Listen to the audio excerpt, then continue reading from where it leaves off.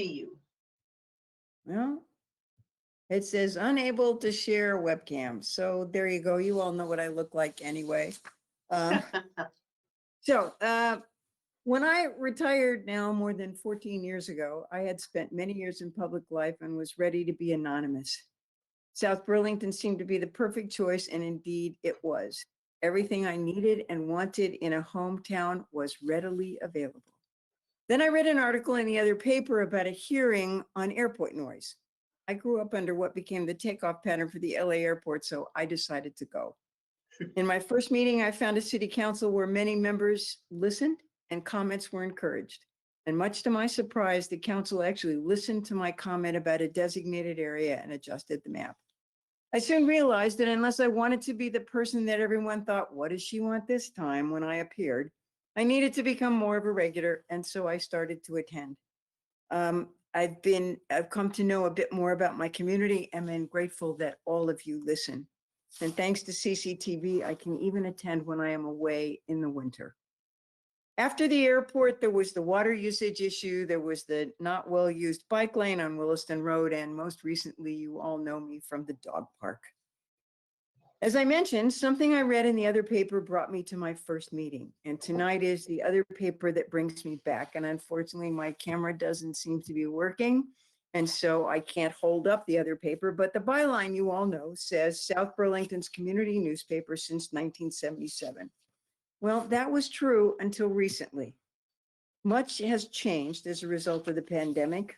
Alas, the nature of reporting in the other paper is one of the unexpected changes. Instead of a column by a member of the city council or a member of the legislative delegation, we get a large listing of the police blotter. I do understand that it's easier to print the police blotter. However, recently when I missed a portion of the city council meeting and wanted to read about the issue, there was not one word about the city council meeting in the other paper. I also want to know about how the first day of school went during the pandemic. However, by my count, the recent issue had 5 of 16 pages devoted to the schools, plus several columns for the police blotter. There were 2 articles about issues of some relevance, one about the retirement of Kevin and Tom, and the other about higher ground. And gratefully, there was an acknowledgement of the fire department's September 11th recognition event. Much of the rest was iffy at best in terms of its relevance to our community, much less its interest, but maybe that's because I'm old. So recently I found myself asking what happened to our community newspaper. Since Judy Kearns and Lee Carr's left, the content has changed. The articles are less relevant and some at least likely the result of shared articles from other papers. I realize that revenues are affected by the pandemic and that affects their ability to have writers.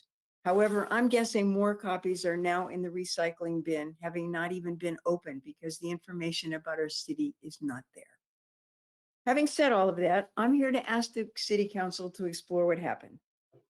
Can you talk with the publisher and convince him to return the other paper to its previous relevance? If not, can we find another way to keep the community notified of the few announcements that need to be published and remove the designation of the other paper as our newspaper? If none of that works, I suggest they print fewer copies or give us an opportunity to opt out of delivery. My copies, at least, will likely end up unread in the recycle bin, and I certainly won't be paying for them to be forwarded with my mail during the winter. So, thank you for your consideration of my request and for your continued service to our community. I, for one, am grateful I chose South Burlington as my retirement residence, even if I haven't been able to maintain my anonymity. Thank you. Thank you, Barb. Any other comments from the public or questions not related to the agenda? So seeing no little green light switch on, we can potentially at another meeting discuss some of the issues that Barb raised. Tim, did you want to say something? No, okay. All right, I'll move on to the consent agenda. We have 2 items, approval of the disbursements and then awarding the I-89 Waterline Replacement Project site work to JA McDonald at a price of $125,502.50, and authorize the city manager to sign all associated contracts and agreements. Are there questions, or do you have a motion to approve, Megan? Okay, is there a second? Second. Okay, are there any comments or questions? Yes. Tim? I just have two questions, one for Tom and one for Justin. I think Justin showed up, right? Yes. So, Tom, there were some charges in the financial warrant. Can I ask you about them real quick? Sure, go ahead, Tim. Why are there so many library courier charges for the library from Priority Express Incorporated? What do you know what that is? There I are can get four of more them. information for you from Jennifer, but it's a service that they subscribe to, an interlibrary sharing. Right. They instituted, I want to say sometime during the past fiscal year. So I'll reach out to Jennifer and get a little bit more info to share with you on it too. It sounds like we're paying for an automobile to carry the book somewhere, maybe? There is a courier, and I'm not exactly sure how it's done. So I'll Okay. look into that. All right. The other thing was, what was the Shelburne restitution to the Shelburne Athletic Club?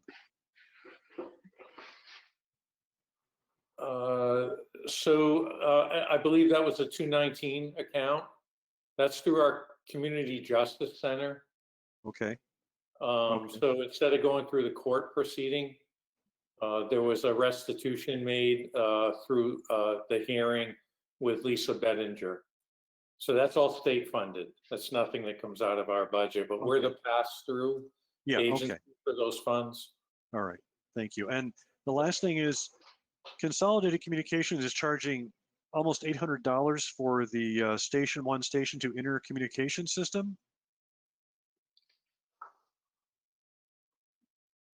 Yes. Is that just, I mean, is that some special communication system, or is it just a DSL line for the computers, or? Justin might be able to help with this. I think this is part of the new system that we got up at the water tower that links that to the fire station service. Yeah, But I'll check on it. I'm not sure, Tim. I don't know the exact specifics, but it was a byproduct of the communications tower project. I don't know exactly what it's transferring, Tim, or how it's doing it, but it was part of that larger project 3 years ago. Okay. I was just curious because, usually, if it's consolidated and it's like just some DSL stuff, it's, $50 a month or something, but I was just curious about that. And the last question was the slip lining repair that you're doing on the water pipe. Is that something where you're shoving a new casing into an old pipe, or are you going to do that epoxy resin hardening thing where you put a sock in and you reline it? This specific process is actually a little bit of both. First, we're going to run a pipe down through the failed section of pipe under the interstate, a sock, as you mentioned. And then we're actually going to slip line that sock. Slip lining with the sock, if you will, works fine for non-potable sources, but for potable water, you then have to reintroduce traditional waterline materials just for the purity of the product. Okay. All right. Any other questions? So we have a motion that's been seconded to approve the consent agenda. You ready for the vote? I'll call the roll. Megan? Aye. And Tim Barrett? Aye. And Tom Chittenden? Aye. Dave Kaufman? Aye. And the chair votes aye. So we've approved the consent agenda as presented 5-0. The next item is update and council discussion on the citywide reappraisal project. And Blane Bowlin, who's the appraisal project supervisor from Tyler Technologies, has joined us, and Todd LeBlanc will also be joining us, I believe. So Blane, if you'll turn on your video and I don't know. It looks like Todd's going to speak first. Go ahead. You have the floor. Everybody hear me? Yes. Okay. Blaine's going to give us an update on where they are in the process right now. But mostly what we're seeking to do is get back online, on track, if you will, to get the balance of the residential inspections done. Blaine will give you the numbers on it, but we were able to get back in the field for the commercial inspections and finish those up.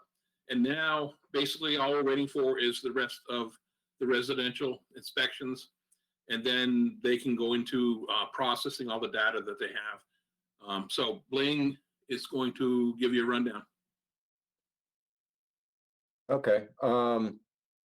Yeah, we have roughly 7,400 parcels total. And as Todd indicated, everything is completed. The condominiums have been data collected. All the commercials have been data collected. We have roughly 1,400 residentials that still need to be visited. So we're roughly 81% done with the data collection part. Data entry, we're about 58% done with the data entry. So that's basically where we're at on that. Todd and I have been talking. Gotta find my paper here, folks, bear with me. On when the city, right, basically it's up to you guys, I believe, when you will allow us back into the field to continue the residential data collection. So if that's something you can think about and let me know, that'd be great. I will tell you that I probably will not have people available until sometime in October. But given the nature of things, and in talking to Todd, I believe what we would do is forego an interior inspection. I mean, we're going to attempt, but obviously if the homeowner says, no, you're not coming in my home, doesn't matter whether you have a mask on and gloves on, which would be required. We're just going to ask them questions at the door. And then the other thing we would do is we will send people who don't want to answer questions, who don't want to let us in their home. We're going to send them a data mailer and ask them to fill out or make corrections. So basically the data mailer would say, here, this is the data that we currently have on record for your property. And then they have an opportunity to make some adjustments. So if anything is really out of whack, we say they have 2,500 square feet and they say they have 2,000 square feet, and Todd and I will have to talk about how we're going to rectify that. But that's basically where we're at. Okay. Todd, anything else to add? With all the COVID issues out there, we want to make sure that the public understands that we don't want to make them feel uncomfortable by asking them to come into their properties. If they're willing to, that's great. If they're not, we've worked a workaround so that we can get the information from them while social distancing at their door, if you will. Gathering the information is the most important part, and taking pictures and measuring the house is all outside anyway. So it's the interior of the house that we need to get the information from. And if they're willing to do it, great. And if not, we'll ask them, verbally. And if that doesn't work out, say there's nobody home, we'll send them a data mailer and ask them to return it. So we don't want anybody to feel uncomfortable. And I think this far down the road, Blaine's done a good job with the commercials. We didn't have any complaints about them going and do the commercial properties, but we wanted to check with the council to see if you guys had any concerns that were pressing, and if we could get back out in the field and continue this so we can get this project done. Okay. Any questions? Tim? We can't hear you, Tim. If you did go door to door and you encountered, resistance because people are feeling vulnerable because of the pandemic, is it possible that you could somehow give them signage or a leaflet that says, I'll stand here and receive a call from you on my cell phone. If you want to call me, here's my number, and we'll just talk. You can be on the inside of the house, I'll be out in your yard, or I'll be in my car, and we can, we can talk, and you can answer my questions over the phone if you don't want to even be at the door and talk to me. Is that a possibility? I I would guess think that's up to Blane. They're the ones they're the contracting company, so that would be a process that he'd have to discuss with his people and see if there's money in the budget for that. I don't have a problem. I don't have a problem with that. All of our data collectors are going to have cell phones. I will say that, I've talked to people before through their door. Okay. You can stand basically on the outside of the porch and be able to carry a conversation with somebody and be more than 6 feet from them. So we want to do this as effortlessly and painlessly as possible for the homeowners. Every homeowner is going to be a little bit different, and we will do our best to accommodate each individual homeowner the best we can to make them comfortable with the process. Thank you. Do any council members have a concern about giving them permission to go back out into the field? It sounds like it won't happen until October because you have to kind of get the interviewers or the employees up and running again. Is that right? The beginning of October or true. something? Yes, Okay. that's true. So Currently, since- we have 30 some people that are tied up with Franklin County, Ohio informal hearings. So I just don't have people available right now, but I'm told that sometime in October, early to middle October, that some people would become available. And then I'll be getting with my boss and we'll get some people up there. Okay. Do you have a concern about having somebody come from Ohio and then thinking that they should self-isolate for 2 weeks? I don't know what the state's requirement is for Ohio visitors. I mean, has anybody talked about that at all? I don't have a concern with it. I mean, we had David Bose, who did the data collection commercially, come up and self-quarantine. But if I understand Vermont requirements currently, if you've self-quarantined in home for 14 days or whatever the case may be, then you don't have to quarantine when you come to Vermont. Almost all of our people are working from home. To my knowledge, we don't have anybody in the field right now, just given the nature of things. So hearings So are being you're done. working on Ohio project, but they're not in the field in Ohio. Correct. Oh, Yeah, okay. Franklin County, the informal hearing process is all being done via Zoom. So we're conducting informal hearings. Our homeowners have a chance to talk about their property and discuss their unhappiness, possibly, if you will, with their value. But we're doing all this remotely. Okay. Any other concerns anyone has? Todd? We just wanted, it's going to take a little bit to get this back rolling again. And we want to be able to notify the public as much as we can. We've already started updating the website so that we can get the process and notification for this going as soon as we can, and get something in the other paper and just get it out to the public so that it's coming, even though it may take several weeks before it actually happens. Okay. Well, make sure you work with Coralie so it's on our website as well. And front Tom porch has, forum. Tom has instructed me that I can work with Meredith, and we've already started that process. Okay. Tom?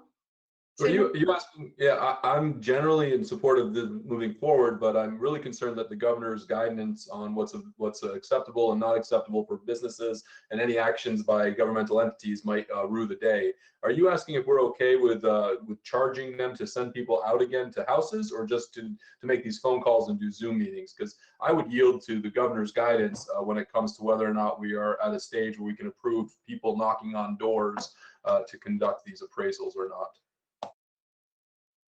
Todd? This would be getting them back out in the field, and it was quite a while ago that the governor opened it up appraisers to work again. So I think we're covered there. Also, the Zoom meetings will be probably in January-ish, where we come up and they've calculated all the new values. We send everything out to the people, and they have the ability to come and say, hey, let's review this, see where we're going. And hopefully it eliminates a whole bunch of questions that would normally come up during the grievance period, which would be in late May. Okay.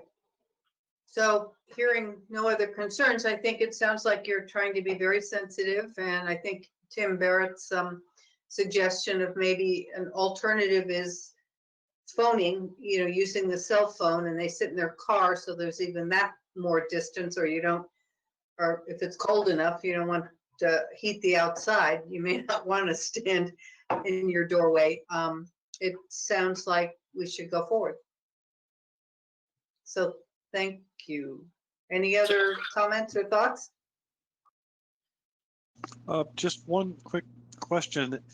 Because of the extended duration of the appraisal with the pandemic, is there any risk that the current housing market may skew some of the data or be stale by the time we finally, make all the new assessments and send out the notifications? I'm just curious. It's something that no matter when you do a reappraisal or a yearly grand list for that matter, you've got to use the data that you have on hand at the time. And that data right now, we have a very strong residential and condo market. It's the same thing that happened back in 2006. The commercials where we're going to have questions to where it ends up going, but there has to be data that shows the values of property have declined, not just the feeling that, hey, my property is worthless because I can't get any work. There's guidelines that we have to follow. So the market, because of COVID, on the residential and commercial is I don't think will be affected at all. Commercials, we just don't know yet. We'll find out come January. Okay. My fear is that once again, for whatever reason, residential will bear the brunt and be overly appraised versus commercial, and we'll take the hit again like we have in the past. That's all. They won't be overly appraised. They'll be accurately appraised. And the market's the market. And we can't change values to benefit any one class of properties. So it's just a tough situation we're in. And everybody across the world is in this situation too. Okay. Thank you very much. Thank you for being so careful. All right. Yeah. I'll move on to item 7, which is announcements and the city manager's report. Does anyone have any announcements? Tom? 2 things. One, we have officially pushed the South Burlington firefighters dinner to sometime next year. It was going to be in October, but that's not happening, and we just decided that. And the second thing is, I saw in just the Chamberlain neighborhood front porch forum an advertisement, maybe you were going to mention this, Helen, but for an airport public hearing on Wednesday, October 14th from 5 to 7 p.m. So I just want to make sure that that was brought up today. I certainly plan to zoom into it. All righty. Anyone else? I don't think I've met with anyone. I told you I met with Burton, and I think that's all I have done. So Kevin, your report. Thanks, Helen. Just a couple of items I wanted to make sure the council and public were aware of. Justin let us know that there will be some significant repair work going on the Kimball Avenue Bridge.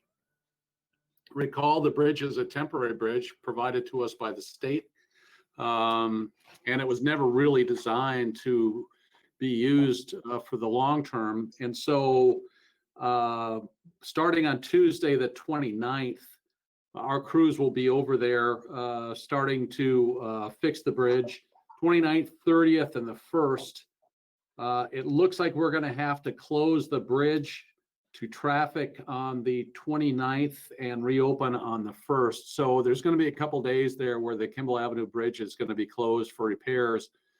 We remain hopeful or have the expectation that the bridge will be replaced starting next year, which will cause other traffic issues. But for the short term, bridge has gotten to be in such bad condition that we're going to have to take a couple days to fix it. It's like skiing down a mogul field. Yes. Oh, it is horrible, especially the path going north. Whoa. Well, you know, the thing bounces, and so it's hard to, it's hard to maintain the pavement when the structure itself is moving. So, but certainly highly preferable to having no bridge at all. We're bringing on a learning management system. I might have mentioned that to the council at the last meeting to support needed training for our employees, workplace harassment in the workplace, sexual harassment, diversity training, implicit bias, and many other programs, some that will be mandatory and some that will just be optional for our employees. And that will be available to our employees starting probably the end of September, first week of October. Justin also reports that our wastewater, our Airport Parkway plant has been evaluated for COVID-19, presence of COVID-19 in the system. And UVM, working with the state, has issued a non-detect outcome for our system. So they did not detect the COVID-19 virus in our system. There are a couple of systems that were positive. Burlington, looks like Middlebury, but as far as South Burlington, there was a non-detect. So that's good news for us and good news, very good news for our employees who are working there. As you know, VLCT town meeting is next week. If any of you council members would like to participate in that or attend, let us know and we can get you registered. Later on in the agenda day, you'll be choosing somebody to vote for us on the VLCT board meeting, and that could be any one of you if you choose, or we have a recommendation for a staff person. The committees, committee liaisons have started to alert their committees that they can return to their normal meeting schedule. Paul Connor hosted a training session for our employees who have not been necessarily that familiar with how to manage online meetings of this nature. And so we're starting to get those scheduled. And as you see the warnings that come out every week, you're going to start seeing more and more of our normal committee meetings spinning up. Lastly, construction has begun on the sidewalk at the Jug Handle. That's between Spear Street and East Terrace. Our team is doing that ourselves. We did not bid that out. We have the equipment and the personnel who can do that, and so they are building that themselves. Also, I can let you know that Ashley is working on making a lot of progress on the Airport Parkway path for next year, as well as the Allen Road path, and also on the Dorset Road path. She has a meeting of the Bike and Ped Committee coming up. I think it might be next week. And so they'll be reviewing the entire set of projects that on our list, including crosswalks and things of that nature. And lastly, we're making some pretty, I'll give credit where it's due to Paul and Justin, working on the transportation impact fees. I think the council can anticipate seeing something from staff, a recommendation on some changes in our transportation impact fee structure in the next month to 6 weeks. And since Charlie Baker's on the line, or even if he weren't, I want to express our appreciation to CCRPC for their help and the consultant that they have made available to us for that purpose. So that's the extent of my report. Great. Any questions, council members? All righty. Well, then we'll move on to item 8. Authorize a council or staff member to vote on behalf of the South Burlington municipal government at the VLCT annual meeting. Do you have a recommendation, Kevin? Yeah, Tom has agreed. Tom Hubbard has agreed to sit in on that meeting and represent the city of South Burlington, any decisions that have to be made by the board. That sounds perfect. So we need to nominate him and vote, right? So I would entertain a motion to appoint Tom Hubbard as our authorized voter for the VLCT meetings. Okay, and second by Tom. Is there any discussion? Oh, just thumbs up, everyone? Okay, it's 5-0 in favor of Tom. Thank you very much, Tom. Thanks. Just another meeting to sit at and zoom in on. Oh, gosh. Okay, item 9, public hearing and possible council action on the extension of the interim bylaws. So we need a motion. We have a discussion first, or do we have a motion to go into public hearing about this? Now let's get screwed up. If it's warned at 7:30, can we do it now? Oh, 7 minutes early. Well, we can't do item 10 until we do item 9. Well, we could squeeze in, if you would like, we can go down to reports from councilors and on committee assignments. That should fill the gap. Is everyone amenable to going down to item 14? Sure, I have nothing to Okay. report. So I went first. Okay, you have nothing to report. Anyone else? Well, I have a little something, because we did have a council meeting, a airport commission meeting. And so I'll talk about that, but I also wanted to follow up because at the last meeting, Megan asked a couple questions about the Kirby cottages that the Beta Technology had bought. And she was just curious if they were,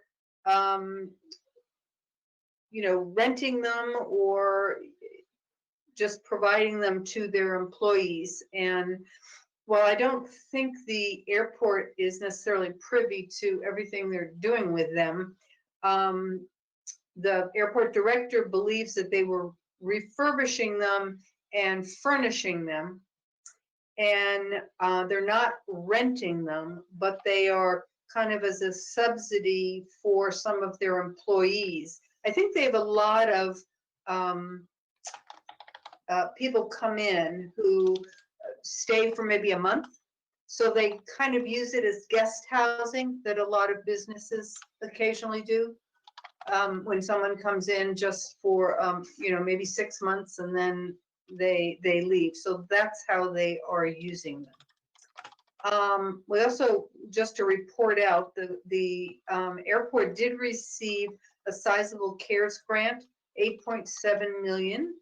2.3 million have been drawn down in 2020 to help pay for salaries, operating expenses, in particular the enhanced or improved or expanded janitorial supplies. They're drawing down approximately about $400,000 each month to keep the business going. Revenues are down as a result of less passengers, decrease in car rental, decrease in use of the garage. On the good side is they have gotten or has received a number of FAA awards. The one to Chamberlain School was 100%. So they, and this is highly unusual. I think they were using the FAA was awarded some CARES money, and that's where I believe they found the 10% match. They also, the airport has received, let's see, look. Well, they're finishing the taxiway Gulf Phase 2 and the air carrier apron Phase 6. And 1.8 million is requested for some of those projects. We don't owe anything, and the revenues were down quite a bit, as I had mentioned. But other than that, I mean, with the CARES money, things are going fine for the airport. And not surprisingly,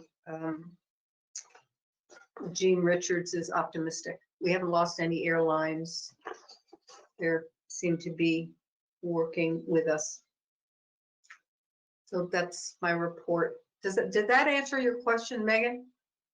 Yeah, I wanted to thank you. Yeah, that was very interesting. And I think that I have no follow-up. I think that's a very interesting report. Yeah, thank you. You're welcome. I meant to say something about the CCRPC since I, as the alternate, went in Chris's stead last Wednesday, just as a report. The main agenda item was a presentation by Mark Hughes of the Racial Justice Alliance, and it was with regard to racism as a public health emergency declaration made by Burlington, and that he was encouraging other towns and cities in the county to take seriously, take under consideration. And so we can certainly follow up. I know that's something that Sandy Dooley had raised with us. And it was also, I thought, a very interesting update on the Building Homes Together campaign.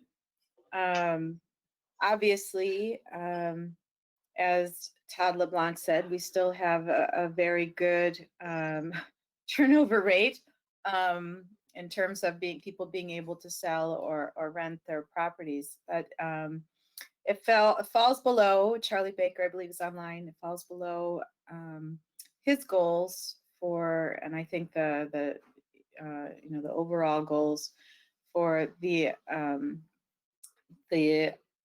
eligible housing rate. I did want to still note that what I did learn was that we did beat, and Charlie's here again, and I was trying to write this down, and I actually tried a screenshot that did not work, but there was, I believe, some goals that we beat. One being the 80% goal, and Charlie, you have to help me here, of new housing in the county occurring in a certain growth area, and we overshot that. We got to 87%.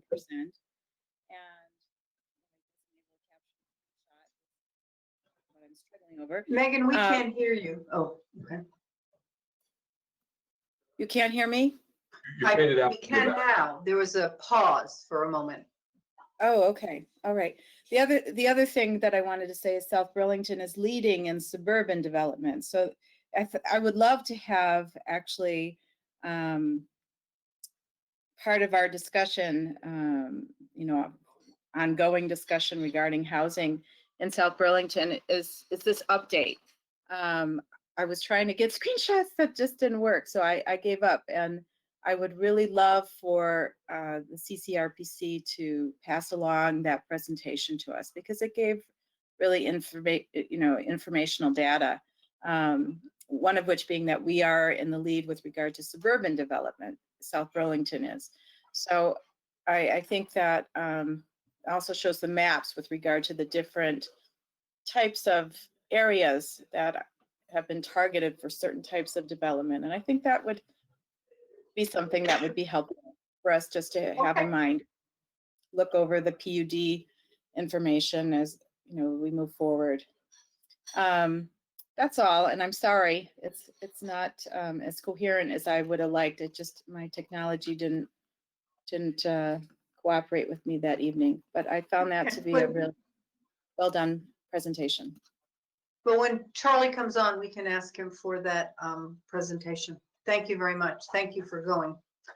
All right, it's now 7:32, so I guess I need a motion to open a public hearing on the extension of the interim bylaws. So moved. Second. and it's second. So is there any discussion? Okay, all in favor, put your thumbs up. Aye. Okay, that's 5-0, everyone voting to open this public hearing. Is Amanda? Has she joined us yet? No. I don't know if she is. But we have a need, it appears, to extend the bylaws for another several months in order for the planning commission to potentially complete their work.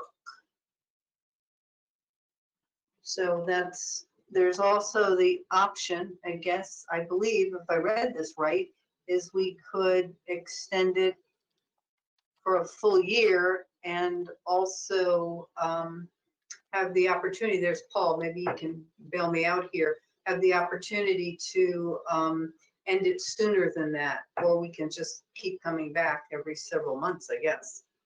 Carol. Sure. So or Helen, there's two items on your agenda here. Right. This first item is a public hearing to consider the possible extension of interim zoning to November 13th. That would be the conclusion of 2 years. If you were to decide to extend it, then the next item on your agenda would be to decide whether to hold a public hearing to consider at that time a further extension beyond that for up to a year, but in whatever increments you choose. So it's 2 steps. Okay, so the first step is agreeing to the extension through November, what is it, 13th? That's correct, yeah. Okay, so that's a public hearing. Are there any comments from the public on extending the interim bylaws for that period of time? I just have a question. This is Sarah Dopp. Oh, hi, Sarah. Hi, sorry, I'm blind to you folks. I'm on the phone. I just was curious about the math. I know Paul just said that would make the 2-year period, and I don't doubt that. But I thought it had to get extended in 3-month blocks. So I was expecting this matter to take us to December. Why did that math not work out that way? Well, I think some of the math got balled up because we took well, I'll let Paul answer, with the coronavirus sort of. That's exactly it, Helen. So in May, the council took the provision authorized by the legislature and the governor to sort of take an emergency action of postponing what would have been the May expiry into June. So that added a month. And so now, in order to complete the 2 years, it's only a 2-month or slightly less than a 2-month Got it. round this time. Yeah, I understand completely. Thank you, Paul. You're welcome. Are there any other, Michael, did you want to Mittag?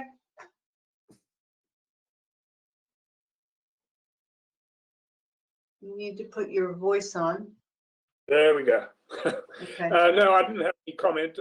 It seems to be, I guess, a no-brainer to extend it to November the 13th. The key item is the next one, which is to into next year, because basically the Planning Commission lost about 5 months, and the 1-month extension didn't help much, although it did a little, as we estimate that the work will take at the very least into the end of the first quarter next year.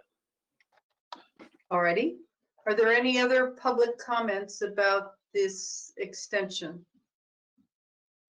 All right, so we could close the public hearing. I'll move we close the public hearing. Is there a second? Second. Second, all in favor, thumbs up. Okay, Tim, I don't know. if you're The voting, interim but- zoning to November 13th. So Tom, are you voting also to close the meeting? Okay, so it's 5 5-0. I was gonna say 5-love, but that's tennis. 5-0. So now we go into item 10, which is discussion and possible action related to whether to hold a public hearing November 2nd to consider extending the bylaws for an additional time period beyond November 13th. Just to be Huh? clear, you're still on the prior item. Oh, we Yeah. are? Vote Yeah. to extend Hold on, terms Oh, of- we have to vote. I'm sorry. So let's vote to extend to November 13th. Do we need a 13th. motion for that, Paul? I move we extend the interim bylaws to November 13th. Second.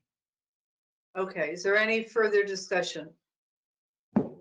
Okay, gonna why don't I just call the roll? Megan Emery, Aye. Tim Barrett, Aye. Tom Chittenden, I just want to state as part of the discussion there, I am going to vote yes because this pandemic has just slowed everything down and it just makes a lot of sense to continue this, to give them adequate time to get this right. So I'm voting yes.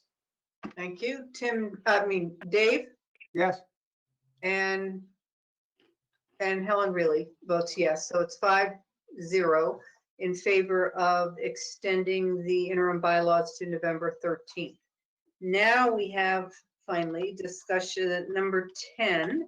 This is to discuss whether to hold a public hearing on November 2nd to consider extending the bylaws. We have an additional possible year by state law. And what is the thinking out there? I mean, Paul, is that when you say we? Well, I don't Well, know. so at this time, the only action that you would be deciding to do is whether to hold a public hearing. Public hearing. At that time, you can choose to either extend interim zoning for a year or less time or not to. But we didn't feel that this, because of the way the statutes are written, we didn't feel that this should be an administrative action to warn the hearing. This is a council decision. Okay. So Tom Chittenden, you wanted to make a comment? Paul spoke to my point, so I will move to warn a public hearing on November 2nd about the possibility of extending interim zoning beyond that point. Is that what you're looking for, Paul? Yes. Is there a second? Second. Okay, it's been moved and seconded. Is there any discussion? Tim, were you raising your hand or just scratching your head? I was muted and I was trying to say second, but too late. Oh, okay. All right, so no more discussion. So you're ready to vote on holding a public hearing on November 2nd to consider extending the bylaws. And The now interim Amanda is here. bylaw. Pardon? And now Amanda is here. Yes, we're way ahead of you, Amanda. I don't know if you wanted to make any comments. I mean, it seems that the real discussion about if we are going to extend them would happen on November 2nd. Is that right? Are you on the agenda item number 10. 10? 10. Okay, so then yes, the determination to, or the question you're considering tonight is whether to warn a hearing for Okay. November 2nd. All right. Okay, so are people ready for, or Sarah Doc, did you want to make a comment? No, I'm Okay. happy. All right, your little phone is green, so, okay. Oh, so I now just we're- unmuted myself to be ready, Oh, that's all. okay. If we are ready for that vote, I'll call the roll. Megan Emery, Aye. Tim Barrett, Aye. Tom Chittenden, Aye. Dave Kaufman, aye. and the chair, Helen Reilly, votes aye. So we have a 5-0 to hold a public hearing to discuss interim bylaw extension on November 2nd. What Moving time, on to, what pardon me? time should we have that? You want to set that at 7:30 again, Helen? Yeah, probably, Okay, yes. okay, good, thank you. At 7:30, okay. All right, item 11, Charlie Baker's here to give us an update on the I-89 corridor study. Welcome, and before you get into that, I don't know if you were listening in when Megan was sharing, but I would love, it sounds like that would be a really good presentation. Is it, was it a Zoom meeting so we can listen to it, or is it just a set of, or what would you recommend, Megan? Just the slides or the whole shebang? I Charlie? don't think it was recorded. I'm not sure, Okay. but Yeah, Yeah. the meeting is recorded, but it's a slide deck, and I actually just emailed you all the slide deck, and I'm already, I believe I'm on your agenda at your next meeting to give my typical annual report. So maybe we could, you know, touch base on any questions or updates about that data at that meeting. Great, that would be good. Thank you. thank you, Charlie. Yeah. Absolutely. And I think I'm hoping Paul can pull up the PowerPoint here or the PDF. I think he's working on that. There we go. So I just wanted to, you know, as we've been talking about over the months, I provide an update on the 89 study. Paul, you can go to the next slide. This is a meeting agenda. It's not your agenda, it's the advisory committee is meeting later this week on Wednesday.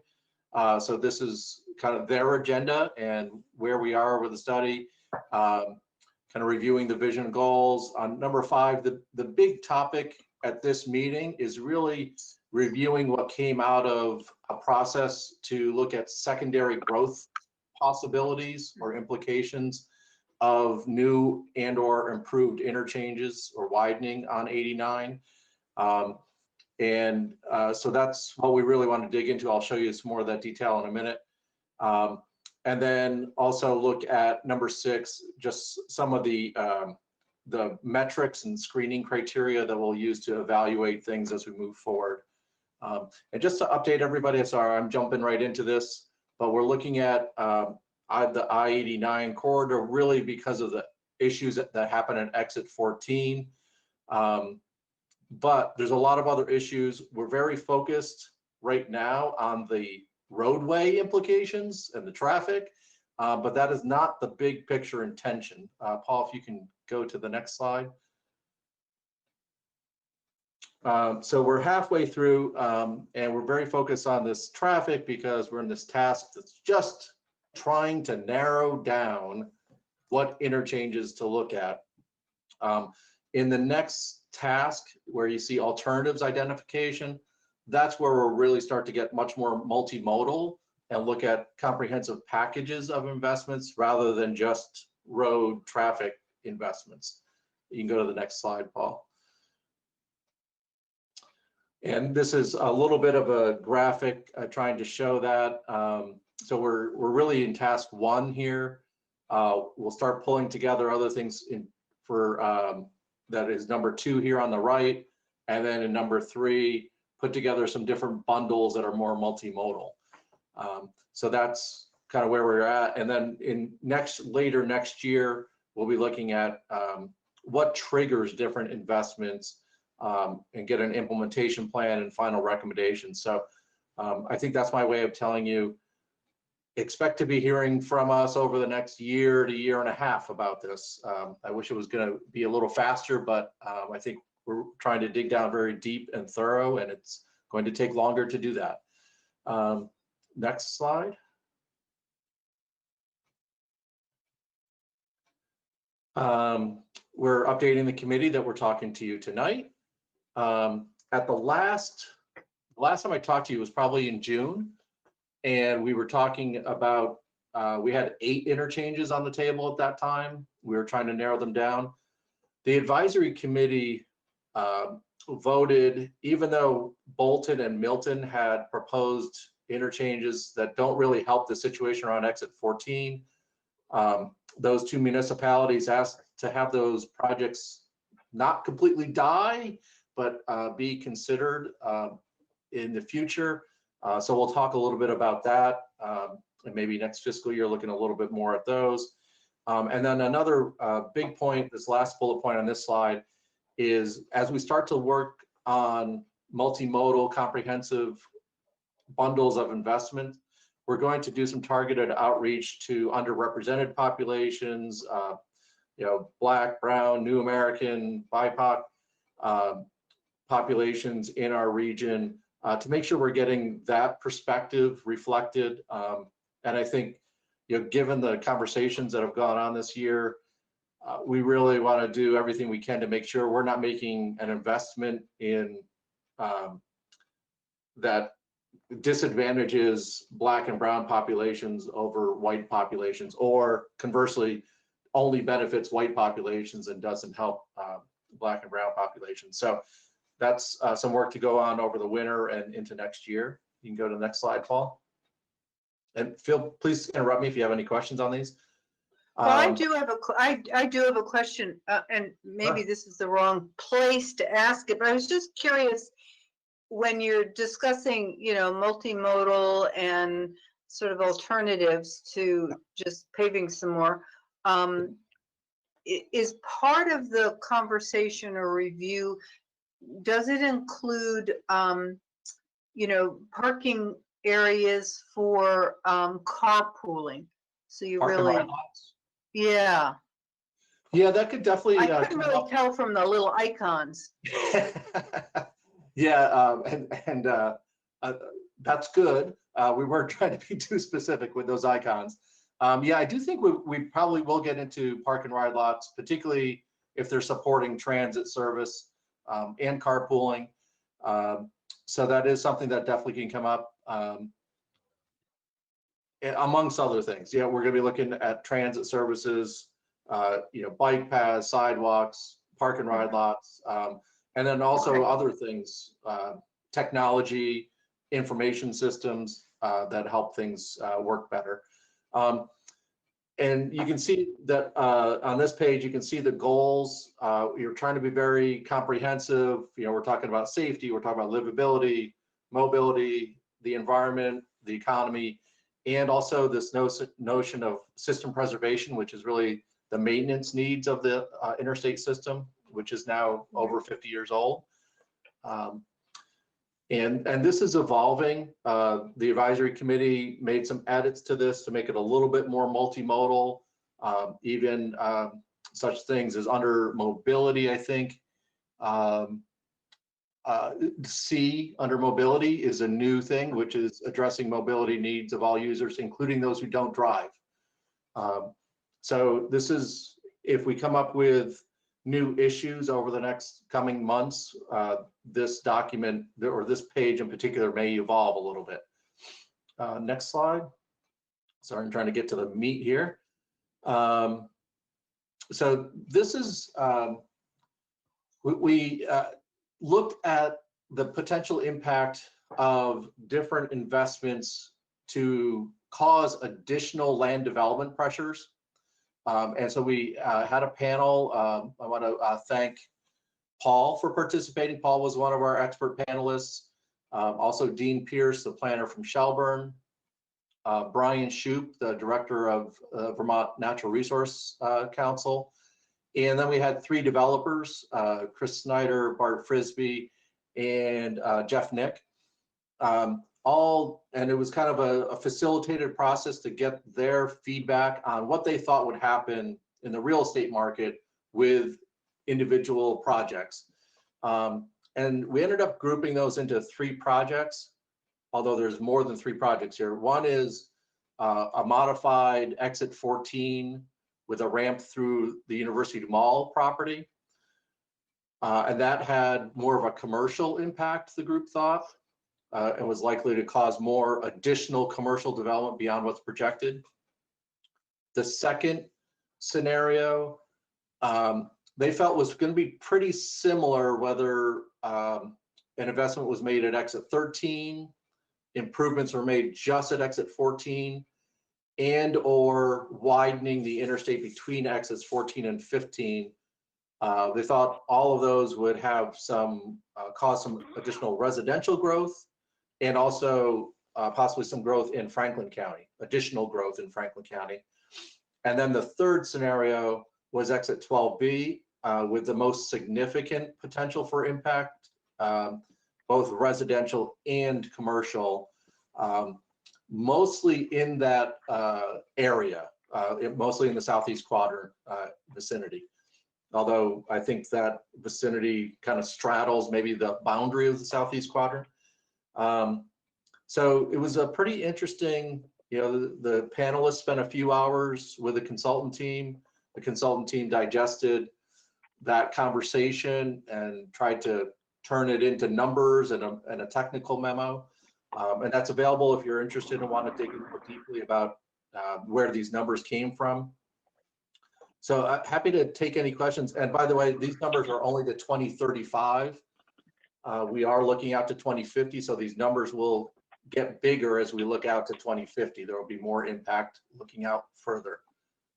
So Initial feedback on this? Yeah. what do the numbers really mean? Yeah, so that's 100 housing units. Oh, okay. additional Beyond what's already forecasted. And We have relocate, okay. Yep. And then reallocated, like if we look at 12B, it says 150 reallocated residential units. The 190 is new, so not included in our initial projections anywhere in Chittenden County. The 150 is saying it's going to attract development that would have otherwise happened. I'm making up towns, in Jericho or Richmond or someplace else within Chittenden County, that they're more likely to move to this area around exit 12B now because it's a more attractive destination or origin, however you think about it. Okay. So that's the difference between new employment and reallocated. new jobs. Okay. Yeah. Yeah. Thank you for asking that. Right. That's 450 jobs new plus 450 moving from elsewhere in the county. So 900 total jobs additional coming to that area. So yeah, just hoping to get any feedback you have. This is really kind of the big punchline slide I wanted to show you. So let me just follow up then. So the 450 employees that get reallocated, that's to the potential detriment of where they're located now, right?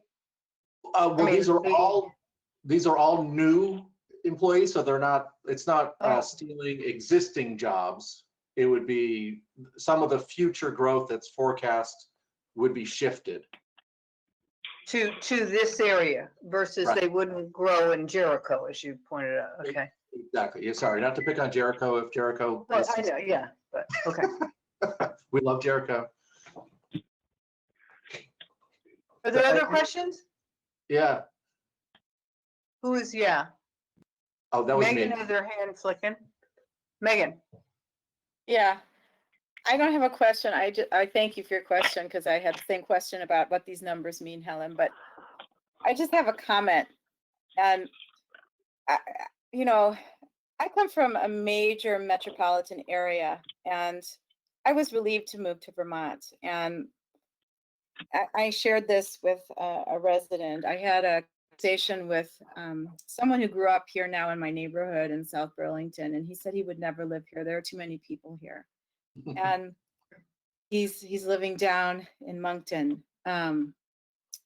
I think we have to really think carefully if we're going to be moving jobs from another town to here, the pressures that is going to create on our traffic. And I don't know what miracle it will take to get people to take alternate means of transportation. I really don't know what miracle it will take. We don't live in communist China. We cannot just mandate it. And all I can think is we're going to be living in very hot temperatures in order for people to start taking this seriously. I don't know what it will take.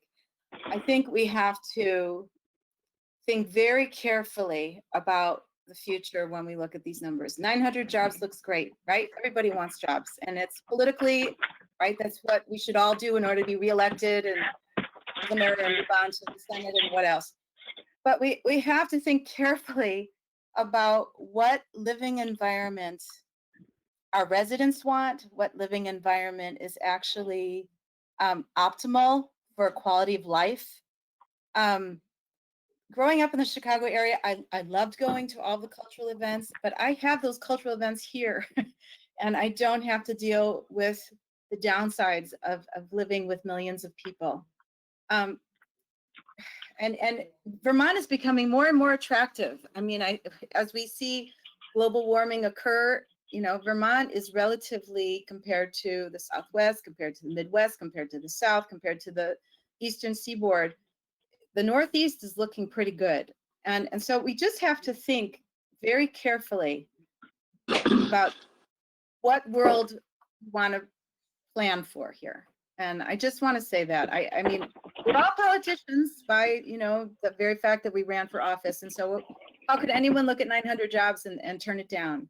But if we're taking it away from another Vermont town, I don't know if that's a smart decision. It might be politically unwise, but in terms of the quality of life and thinking very carefully about development of Vermont, I mean, this is something that Vermont, the State House has been struggling with, is having the rest of Vermont develop. And we have a potential senator here. He's going to be representing our county, but I would hope he'd be representing Vermont. And we have to think, you know, just what is the best pattern of development? I really want us to think very carefully. Oh, I love 900 new jobs, but let's think very carefully. Okay, thank you. Tom?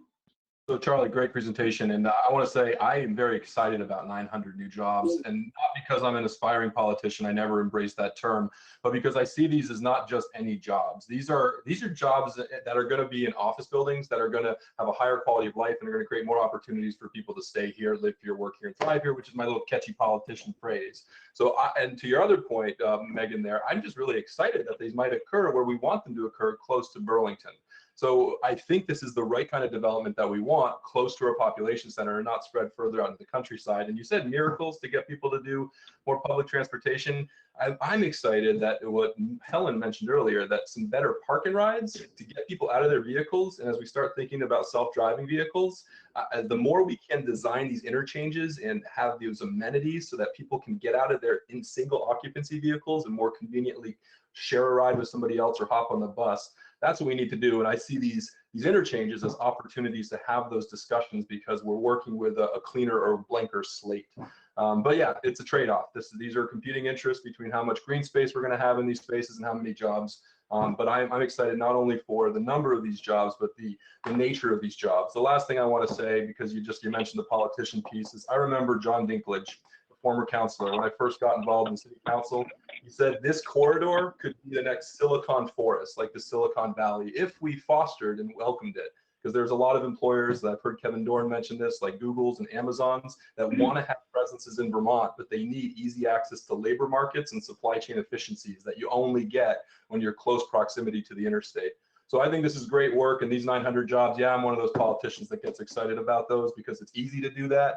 But I hear your point too, and we need to do it in a smart way so that we don't overdevelop all the areas of South Burlington that people can see from our interstates. But I'd rather it here than Jericho. That's too much, but Charlie, it's great work, and I'm excited about these numbers.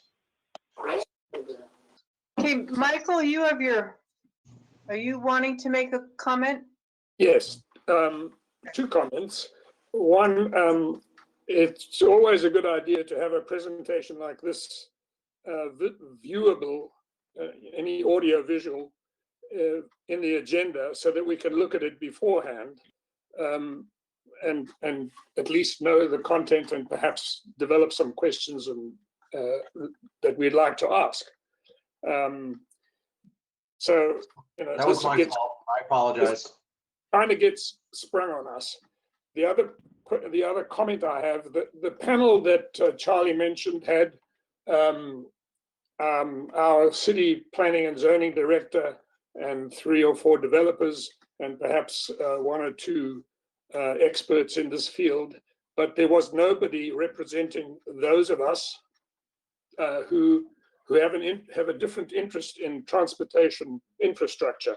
The more you build, the more cars you're going to get, whether they're electric or gasoline or diesel, it doesn't matter. You're going to get more. And nobody was on that panel to speak for those people who are concerned about the transportation issues that lead to overcrowding, overdevelopment, and more cars rather than less. I am, that is a major omission. That was not the intention of that panel. I'm sorry, I don't want to interrupt you. Are you done? No, I've made my statement. I think it's a serious omission, and that's it. So it needs to be corrected. Thank you for that. You wanted to respond? Yeah, just there's multiple things I could respond to, but just on that point, this Delphi panel and process that we put together was very specific. They're not trying to decide what is the right thing to do, which is, as you just brought up, like that takes a much fuller conversation with a lot more voices and perspectives at the table to decide what to do. This panel was a group of experts just trying to inform this part of the discussion. How much additional land development, secondary growth would we get if there was these capacity improvements were made? So that's why it was a very narrow focus bit of experts to give us input on to that topic only. And you're right, absolutely not to decide, that this is the right thing to do at all. They were trying to decide, VNRC, I think very much shares a perspective you just articulated. They were concerned about secondary growth. So we had them as part of the panel to let us know, well, how much secondary growth do you think might happen from this? And we're really trying to take best practice from around the country to make sure we're being thoughtful about the implications of any kind of investments before we decide which ones to make. Okay, just Thank you. Okay. Thanks. Barb?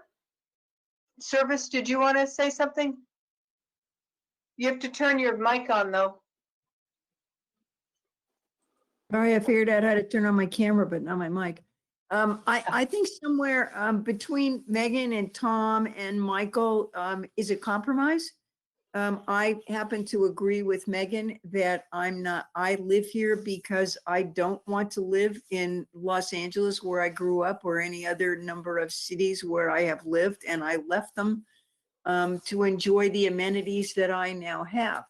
At the same time, maybe we need to look at, instead of having more people, let's do things about retraining the people we have so that they are ready to take those 900 jobs. And they don't necessarily have to be 900 new jobs, but 900 better jobs for the people that live here. And then create incentives in those jobs. Michael, I'm with you. I want that air to be clean, and I want there to be places where I can walk and live that I'm not inundated with cars. So I think somewhere in here, we need to be looking for a balance of all of this to work. Okay. Thanks. Yep. Thank you. Michael, you're not done? You want some more? One last comment for Charlie, that from my perspective and possibly from others, 3 developers are not experts in the field that you're covering. Their interest is in development. Pure and simple. And so whatever their influence is on this early planning, it comes from a place where the business they're in is development, and that will guide their thinking. Yep. Okay, thank you. Absolutely true. And that's what we wanted to know. How much development did they think was going to be possible here?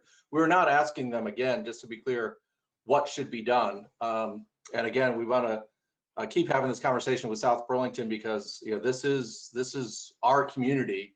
And to Megan's earlier point, we really need to spend a lot of time thinking about what do we want to be when we grow up, right? And so this is just part of that process. If we could move on to the next slide, I want to give you just a little bit more. One last comment that the Yes. elephant in the room is something that Megan has mentioned, and that is climate change. Yep. That has to be taken into account in every way, in everything you do. Yeah, when you take a look at this, Michael, I'm sorry, I don't know you personally, but if you look at the goals, there will be metrics on like greenhouse gas emissions and things like that as well. Yeah, I know. It's a professional job. It's a very good presentation. I have to say that. So just to kind of catch you up, so we looked at 8 interchanges in a few months ago. We're now looking at this round 2. We're kind of narrowing down the interchanges to look at. So again, 12B, 13, 14. Paul, if you could jump to the next slide. Sorry, I want to go through these next few just to show you what things are looking like. We are looking at a few different options. Well, one at 14, 2 options at 13, and 1 at 12B. Paul, next slide. So this is 12B. The consultant team and spent quite a bit of time with VTrans trying to figure out, it's not going to be a traditional diamond interchange there if anything happens there.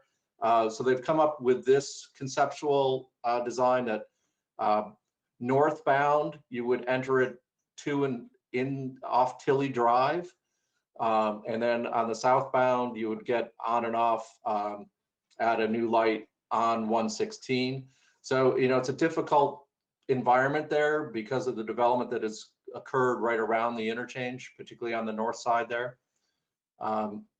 And we're also trying to keep in mind, the other networks of city streets that are planned, to connect to from Tilley Drive over to Technology Drive and things that might happen on O'Brien Farm or off Tilley Drive.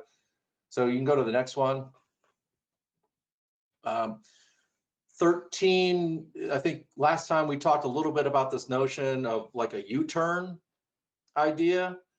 One of the ideas that's bubbling out that has a little bit of promise is a U-turn. We ended up calling this the hybrid because it was the U-turn with a couple new ramps to and from northbound.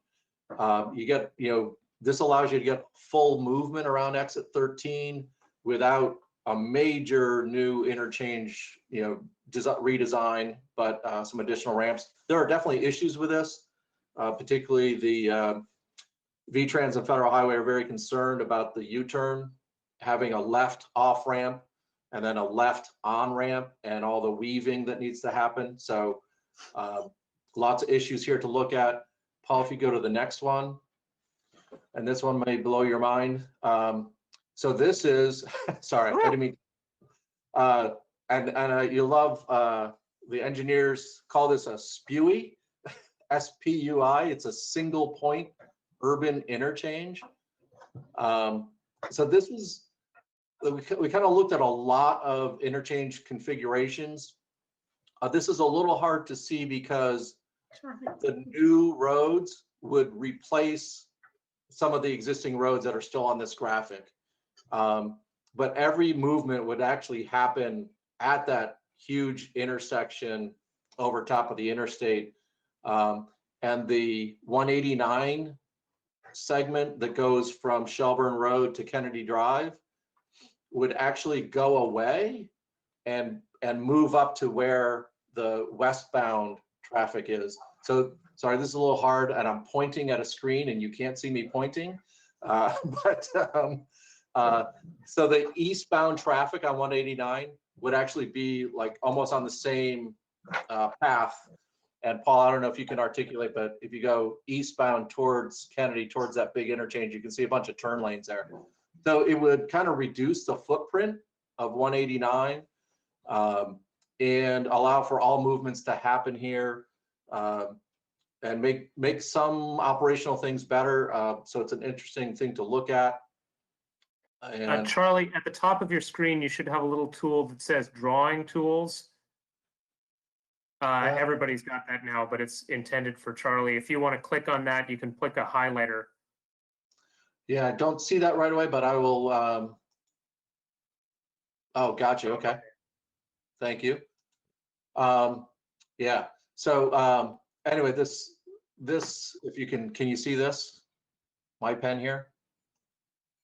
But anyway, this just, I think I'm just trying to whet your appetite with like looking at a more significant improvement to 13. I say improvement, well, I guess we'll let the process be the judge of that, or you be the judge of that. Yeah, so thanks, Paul. And then the last couple ideas are really around exit 14. If you want to advance the slide, Paul.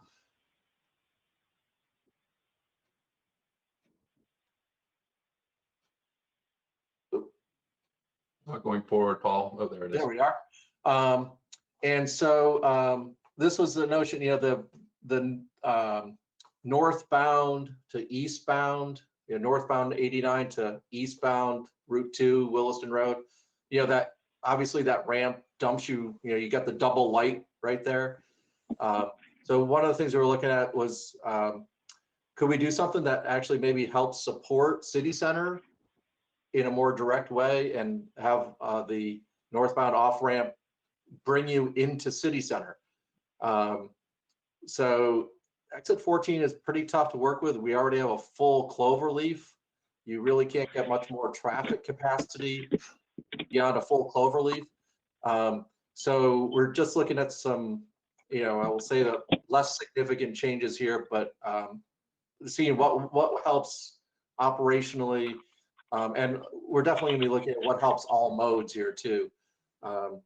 So this is just, and maybe the northbound on-ramp might need some improvement, maybe pulled away a little bit from Dorset. So, and also looking at bike ped safety, you know, is gonna be a critical issue through here. And I guess that was one of the issues that came up on that 13, that single point urban interchange, was maybe that might be, it might be able to turn 189 into more of an arterial road that opens up that as another crossing of the interstate for bicyclists and pedestrians that doesn't exist right now.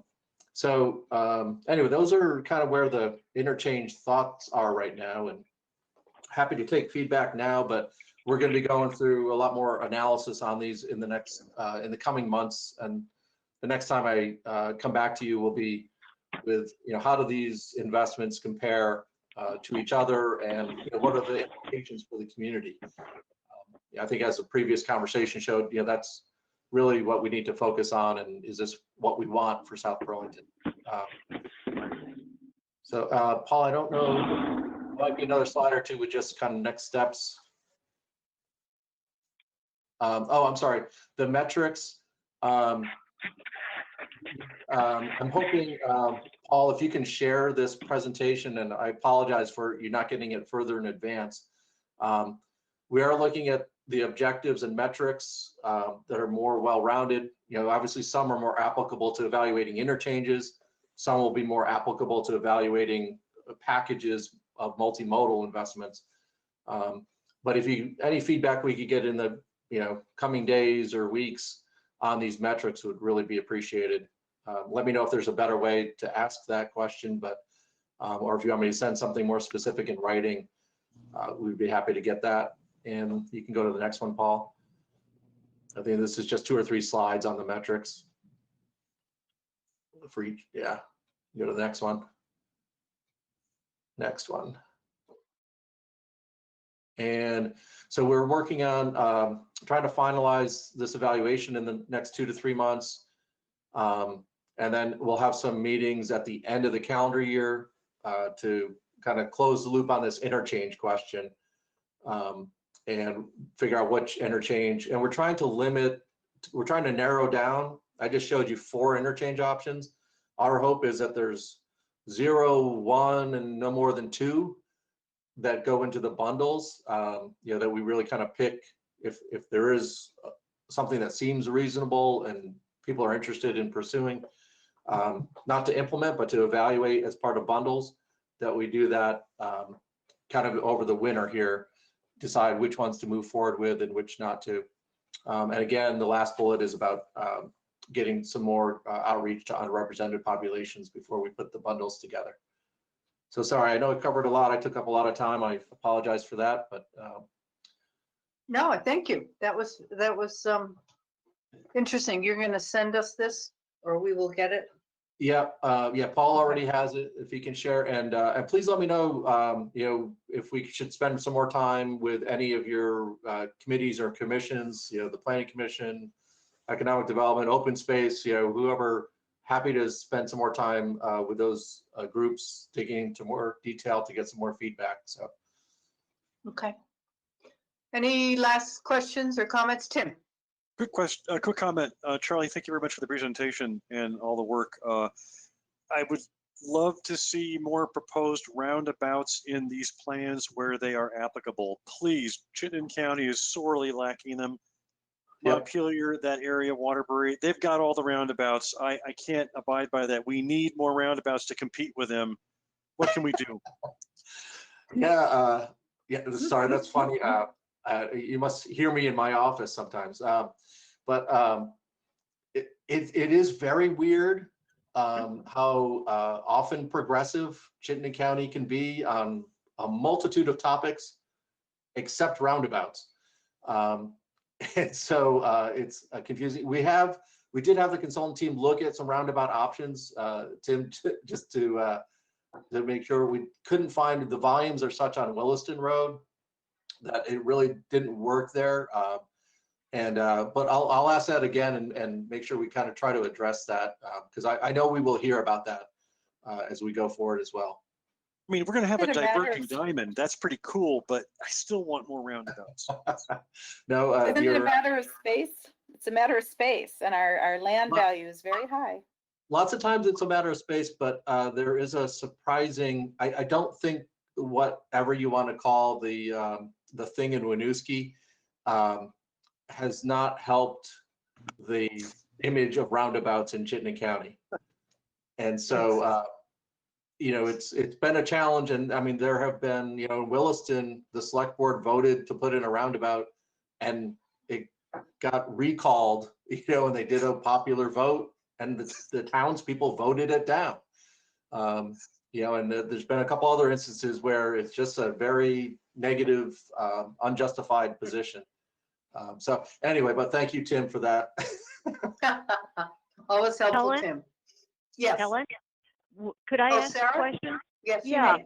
Yeah, Tim's comment just triggered something, and I'm not an engineer. I have no idea whether this is even, you know, anything worth thinking about. But has a roundabout concept been imposed on the challenges of exit, 13 by any chance?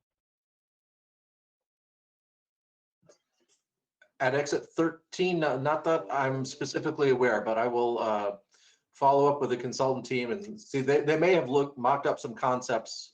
They looked at a lot of different configurations and that didn't work for one reason or another. I mean, rather than a U-turn, I just wondered, you know, this might be crazy, but it might work too. Right. Yep. I'll ask again. Thank you. I'd like to second Sarah's suggestion. Yeah.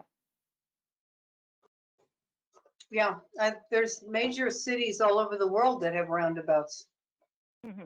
That, you know, I know people can get stuck and they go around and around a few times. I've done that myself, but I don't know. They seem to, I sort of like them, but anyway. Okay, thank you, Charlie. I Thank you very appreciate much. that. We'll be hearing from you again. Stay tuned. Yeah, and let me know if there are some groups or even honestly, if anybody in the public or on any committee, commission would like us to spend some more time on this, happy to do that. Great. Thank you very much. Thank you. Okay. Moving on to item 12. This is a presentation by the South Burlington Energy Committee, and Andrew Chalnick is going to, he's the chair, and he's going to give that presentation. So let's see, is Alan here? Yes, hi, sorry. Hi, Helen. Thank you. So yeah, Paul, do you have the deck? Could you, can someone put up on the screen? Andrew, let me see if I can find it. I'm not sure. I communicated, but I'm not sure I've got it. Let me give me a second here. I apologize. You do the introduction and I'll see if I can find the slide deck. Okay, sure. So, right, I'm Andrew Chalnick, current chair of the South Burlington Energy Committee. Keith Epstein should also be on. Keith is going to co-present. Keith is a former chair. The presentation we're going to give was put together by many members of the committee, most of whom are on, and so I invite folks as we go through this to contribute as appropriate. And thank you for giving us the opportunity to present. So picking up on some of the themes that we've heard tonight, we want to talk to you about the climate crisis, kind of review where the city has been with respect to climate action, where we are now, and talk about how we think we might move forward. We of course realize that the city has a lot going on these days, particularly the pandemic, and climate action is not necessarily the first thing on people's minds, but we did hear a bunch about it tonight. And we think, and I gather the sentiment is shared, the climate crisis we know continues to deepen and becomes more urgent to address with each passing day. Oh, thanks, Paul. So if we can just go to the first real slide, page 2. Thanks. The back. I'm sorry. There. Okay. So and as we go through the deck, obviously feel free to ask questions. Keith, are you on? I'm not. I didn't see his name. Yes. Yeah, Keith Oh, is there here. he is. Okay. Okay, great. Yeah, I'll stay muted while you're talking. And then Okay. It's my turn. Okay. So we're not going to spend a lot of time on the science of climate change. I think we all know it, but this kind of is the latest definitive statement from the U.S., the consensus statement of 17 government agencies. Climate change is going to significantly affect all of us, our health, the economy, the environment. Without substantial and sustained reductions in greenhouse gas emissions, there will be substantial and far-reaching negative consequences. So that's what we're talking about. We can flip to the next page. Paul? Thank you. So before we go through this page, as Megan said, Vermont is not an island.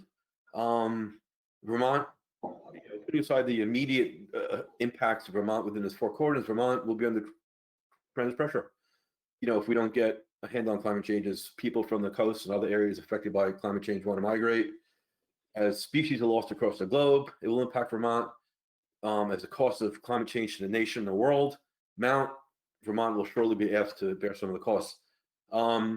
Within Vermont itself, we see the impacts already: more rainfall, shorter winters, less snow, Lyme disease.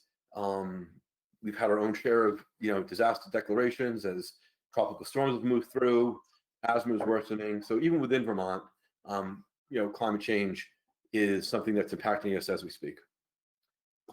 Paul, next page. Do folks think we should do something? VPIRG and the Vermont Conservation Voters, this was actually a poll from 7/19, pretty recent poll, with 76% of Vermonters saying they're worried about climate change and 61% very worried. So Vermonters want climate action, want the folks that can do something to act. So how is Vermont doing? If we can flip to the next page. So I moved to Vermont recently, and not really, I guess 2 years ago now. And in my mind, Vermont was like the paradigm of the environmental ethos. And I learned, to my chagrin, that at least with respect to climate change, surprisingly, Vermont is kind of behind the neighboring states. So Vermont's emissions from 1990 have gone up, whereas a bunch of the neighboring states and to north of us, Quebec, have gone down, which is surprising. It was surprising to me. We can flip to the next page, and we actually have the highest per capita emissions in the region, which was kind of also surprising. And if we can flip to the next page, the reason seems to be that we're so spread out. And we've talked about transportation, Megan, and what to do about it. Too many cars on the road and people driving too much, and also it costs a lot to heat our homes. So thermal is also a reason why in Vermont we use a lot of fossil fuels. Okay, if we can flip to the next page. So I'm going to actually, I'm going to turn it over to Keith and just review kind of where South Burlington has been with respect to climate action and the result of some of the things we've done and some commitments, and then Keith will turn it back to me. So Keith, you want to? Sure. Hi, I'm Keith Epstein, Energy Committee member. This slide talk a little bit about what South Burlington has committed to. So in 2017, South Burlington City Council signed a resolution saying that South Burlington would join the Vermont Climate Pledge Coalition with an agreement to reduce energy or greenhouse gas emissions. And that resolution directed the city manager to work with the public and the appropriate committees to create a climate action plan for South Burlington. That included specific goals, sectors, and very importantly, some strategies to accomplish those goals. A few years before that, City Council passed an energy efficiency resolution with the goal of reducing energy usage by the city itself, the municipality. And that also involved creating an energy efficiency plan and reporting results to City Council on an annual basis. But unfortunately, we have not been able to collect enough data to see if we're meeting these goals, these commitments. And the work has not begun to create a climate action plan, which is one of the big reasons why we're here today. Next slide. But that doesn't mean that we have not accomplished anything. Quite a bit has happened in these three sectors: electricity, thermal, and transportation. The city now has an energy projects manager, Lou Brzee, who's been tackling a fair number of projects, some that had been languishing, and starting up some new projects, working on streetlights. We've got a landfill solar array on the closed landfill. The South Burlington Energy Prize campaign that we did a few years ago resulted in significant savings for residents. Thermal, quite a bit of savings have been happening in buildings thanks to Lou's work over the past couple of years. And then transportation, there's been a lot of electric vehicle work that's been happening with new charging. The pennies for paths will help us get more people out of their cars and on their feet and on bikes, as well as zoning, looking at how we develop our city to encourage less single occupancy vehicle driving. Next slide. And we did create an energy projects reserve fund where income that's generated by the solar array gets set aside into a special fund that can be only used for energy efficiency projects. And then the savings from those efficiency projects go back into the fund so that over time we'll be tackling more and more difficult projects, and we can reinvest those savings into making the city more efficient. Next slide. So the details of this slide are not what I want you to focus on, but just the fact that we are tracking, Lou is doing this work. He's tracking the money that's being spent on projects from the fund, the money that's going into the fund, as well as the amount of savings that are generated by each project. So if you go to the next slide, we can actually see a graph of the fund balance over time. So the blue is actual, and the orange color is the future plan. So as money is reinvested into the fund, the balance goes up, and then as we spend it on projects, the balance goes down. So I think that the important takeaway from this graph is that under the projects that we have planned currently, the balance will be growing, which means we can tackle bigger and bigger projects that right now we may not have the money to do. They may not make sense right now, but as the fund balance grows, we'll be able to tackle those more difficult projects that have a longer payback period. And I think the next slide is back to Andrew. Thank you, Keith. Any questions so far? Yeah, Megan? yeah. When you say that that's the plan, I was just curious who developed that plan? Where does that plan, live? Yep, The that's a previous good slide, question. yeah. That's a good question. Some of those are capital improvement projects. Some of them are based on energy audits that have been done over the years. Lou is the one who's been tracking that, the city's energy projects manager. But Megan, I think part of why we're here tonight is to see if we can provide more governance and more structure around a plan. Yep. No, I got that from your slides. Yeah. So, okay, thanks, Keith. So obviously the city's done a lot, and I think we should all be very proud. But there's kind of critical gaps. So we don't have a real plan, and we don't really have a way of knowing how we're doing, which are kind of two really important things. And let me just park those for a minute. I guess as we were thinking about the energy committee, we said, well, a plan is great, but in a vacuum doesn't really accomplish much. Well, what would be in the plan? What are the things that we could think about that we can do? Are there real world things that we, the city, could do that would, impact our greenhouse gas emissions? And so we brainstormed a bit as a group.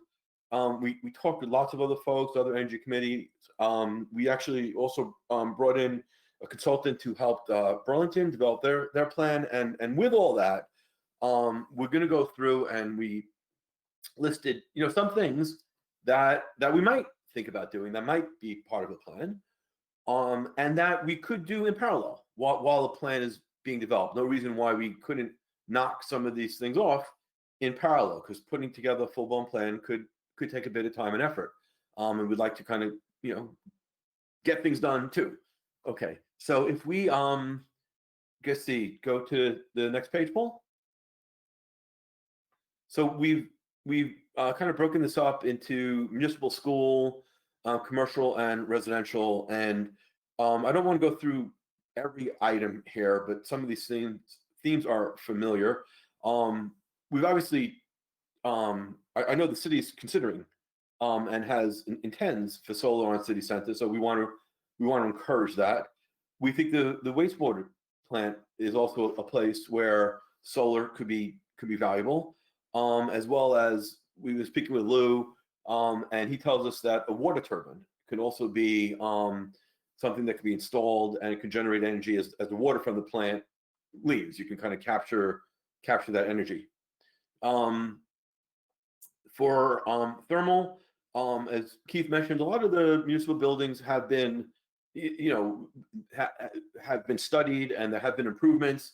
The one area we see is the HVAC in the schools, probably, and we know that was part of the what the schools thought about, and we here may not have influence, but perhaps a group of citizens collectively across the city working on this could have influence with the schools to improve the HVAC. And then transportation, also theme tonight, electrify everything we can, electrify our mowers and other city equipment. We kind of flip to the next page. For commercial, the Vermont commercial building energy standards have an optional requirement that towns could adopt to require all commercial buildings to be solar ready, and we'd love to see that happen. We've, as a committee, have had kind of trouble pushing that forward, even though it's out there. So I think probably an easy one that could be picked off and accomplished. We thought incentivizing our businesses by maybe developing a citywide kind of climate business leaders award leadership program, and businesses can compete for how efficient they are, and whether they use renewables, and demonstrate their climate change bona fides. If we flip to the next page.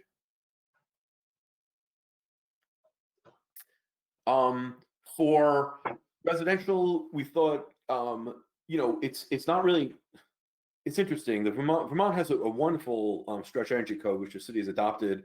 There's no real way to determine whether all new buildings are, completely satisfy that code.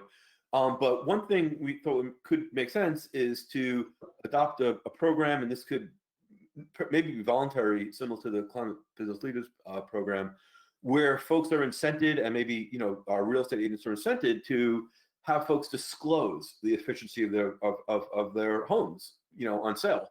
And with disclosure comes awareness, and that's important, right? And it will help folks figure out, are their homes efficient, and it'll help buyers determine the right price, depending upon how efficient the home may be.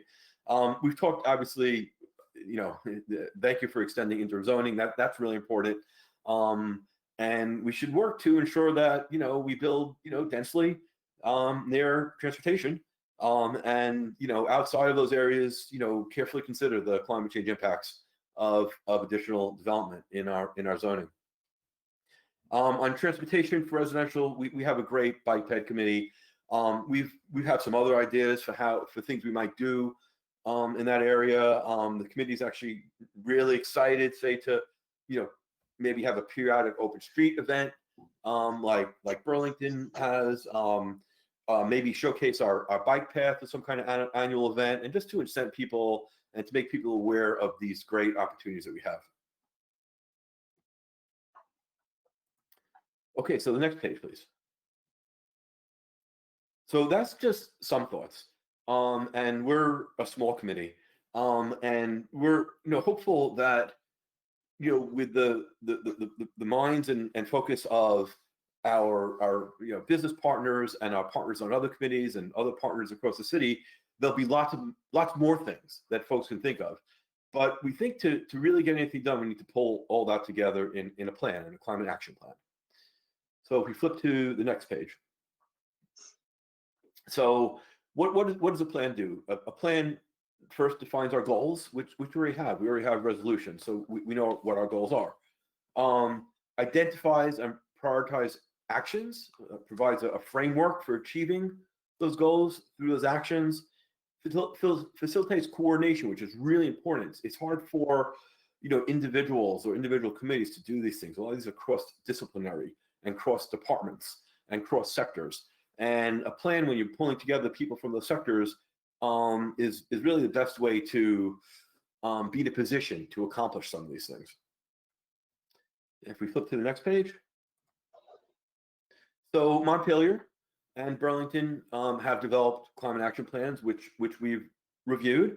And many of the items which we included above are pulled from those plans. So if we flip to Montpelier,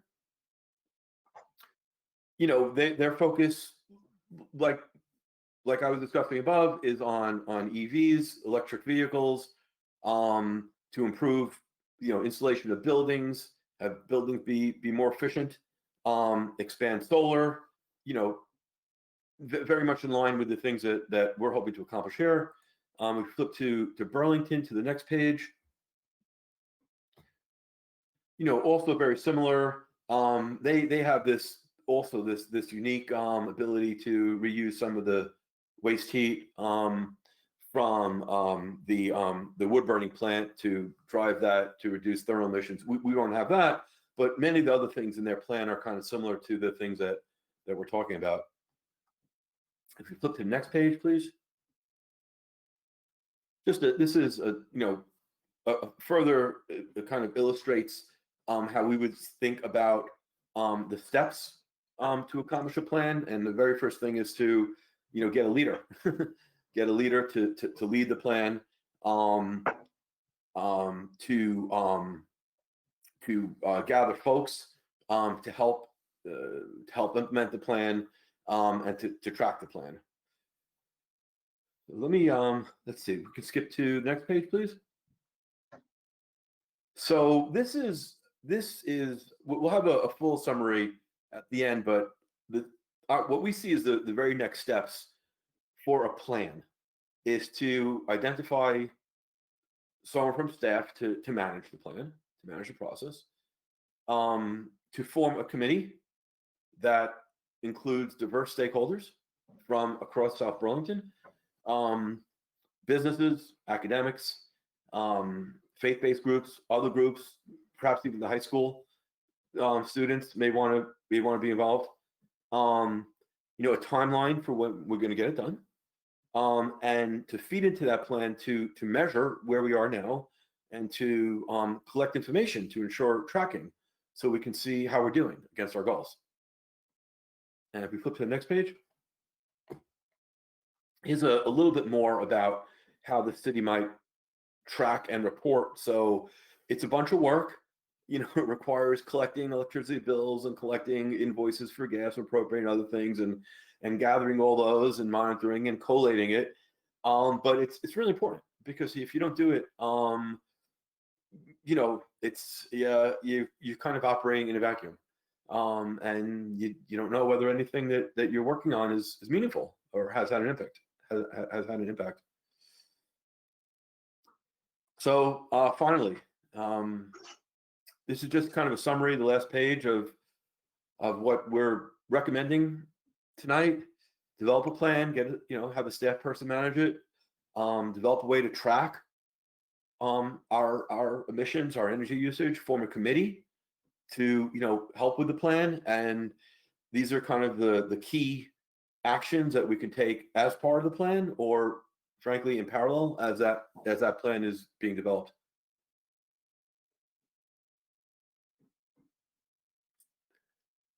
And that's it. Great, thank you. Are there any questions from the council at this point? Megan, yes. No, I think it's important for us to really focus on this. There's one area, and again, we get into the political versus the global benefits.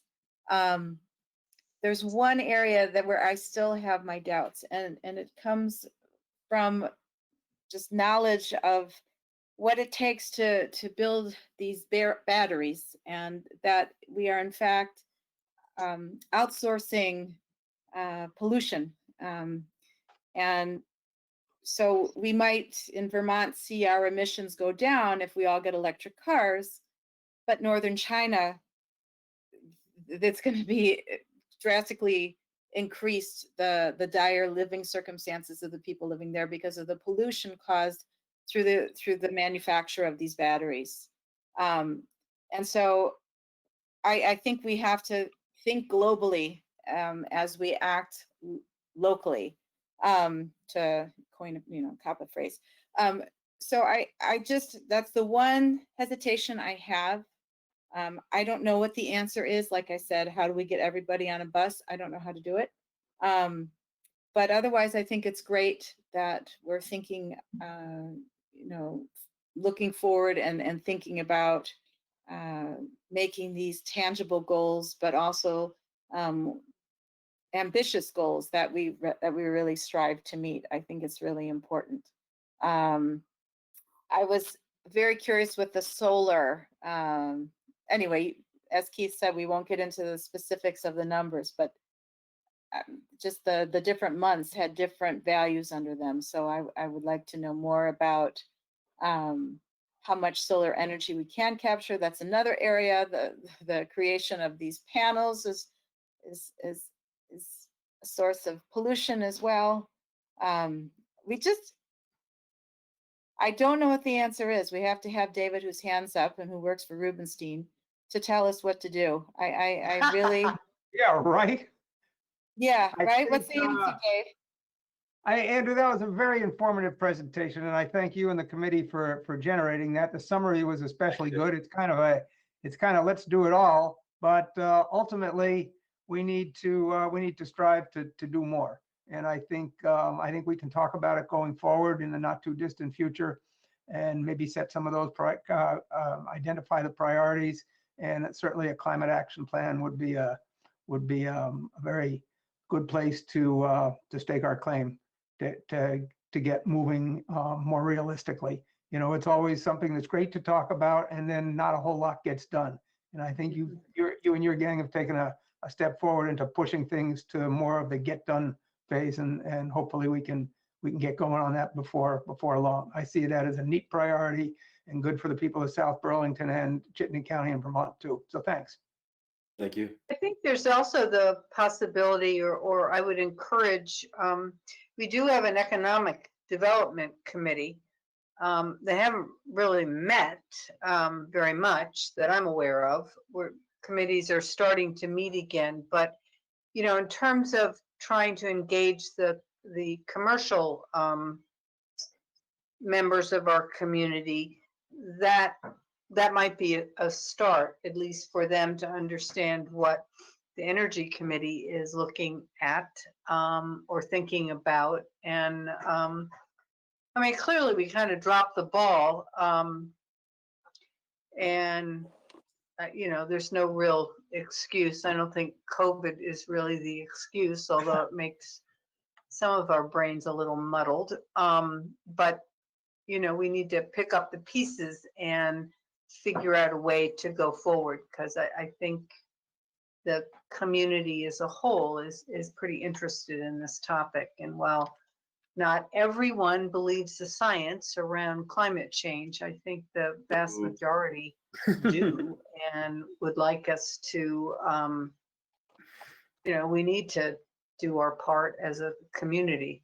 But, you know, like Megan, I don't have the answers either, but we need to make some progress or think about what we can do in terms of either staffing it or really focusing on being able to identify improvements that we've made. I mean, I've always liked or believed that, you know, if you can't measure it, you can't track it, and you can't figure out if you're making any progress, or are you just on the treadmill running like crazy but not doing really the things you need to do. Megan? Oh, shoot, it just went out of my head. Come back to me. I will be back, okay. I hope. Alan, can I weigh in here a little bit? Sure. I listened to, it was a great report that Andrew and the committee came up with, and he mentioned a number of things we're doing. I don't agree with the concept that we've dropped the ball. I think we've made a lot of progress in city around thermal, around electrical savings, around generation. I think the downfall turbine at the Airport Parkway plant is extremely innovative. We have to replace the pipe anyway. We might as well put the turbine in. We are going to do solar over there. We are going to do solar on the roof of our city hall. We have been doing a lot of things to improve our thermal efficiency. So I believe we're starting to buy electric equipment for our public works department and so on. I don't want to leave the impression with the council that nothing's getting done. And also I would say that Lou is tracking our usage through our utility bills on a monthly basis. So no, we're not. If Lou's on, I don't think that's happening. Lou is on. I see him in the invoices on a monthly basis. So I don't disagree with Andrew and the committee that more work needs to be done, but I also don't want to discount what we have done. And I think some of the stuff that Lou's done, that we've done, is really low-hanging fruit. Things like the downfall turbine are much bigger, more expensive projects, over $1 million in all likelihood. But that also, we also have our methane turbine running at the Airport Parkway plant. We're designing a state-of-the-art plant down at our other plant on Bartlett Day. So some things are getting done. And And I don't want to discount what the Energy Committee is saying. I really don't. But I also want to recognize the things that we have done. So, Lou, would you like to comment?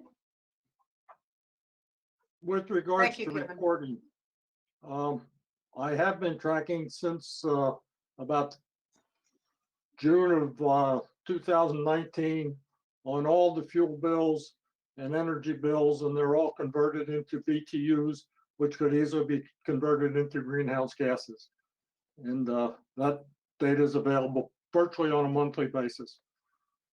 What we can't do is go back and find out where we were in, say, year 2005, so we can measure against, or whenever there's the beginning dates of these particular goals that have been adopted.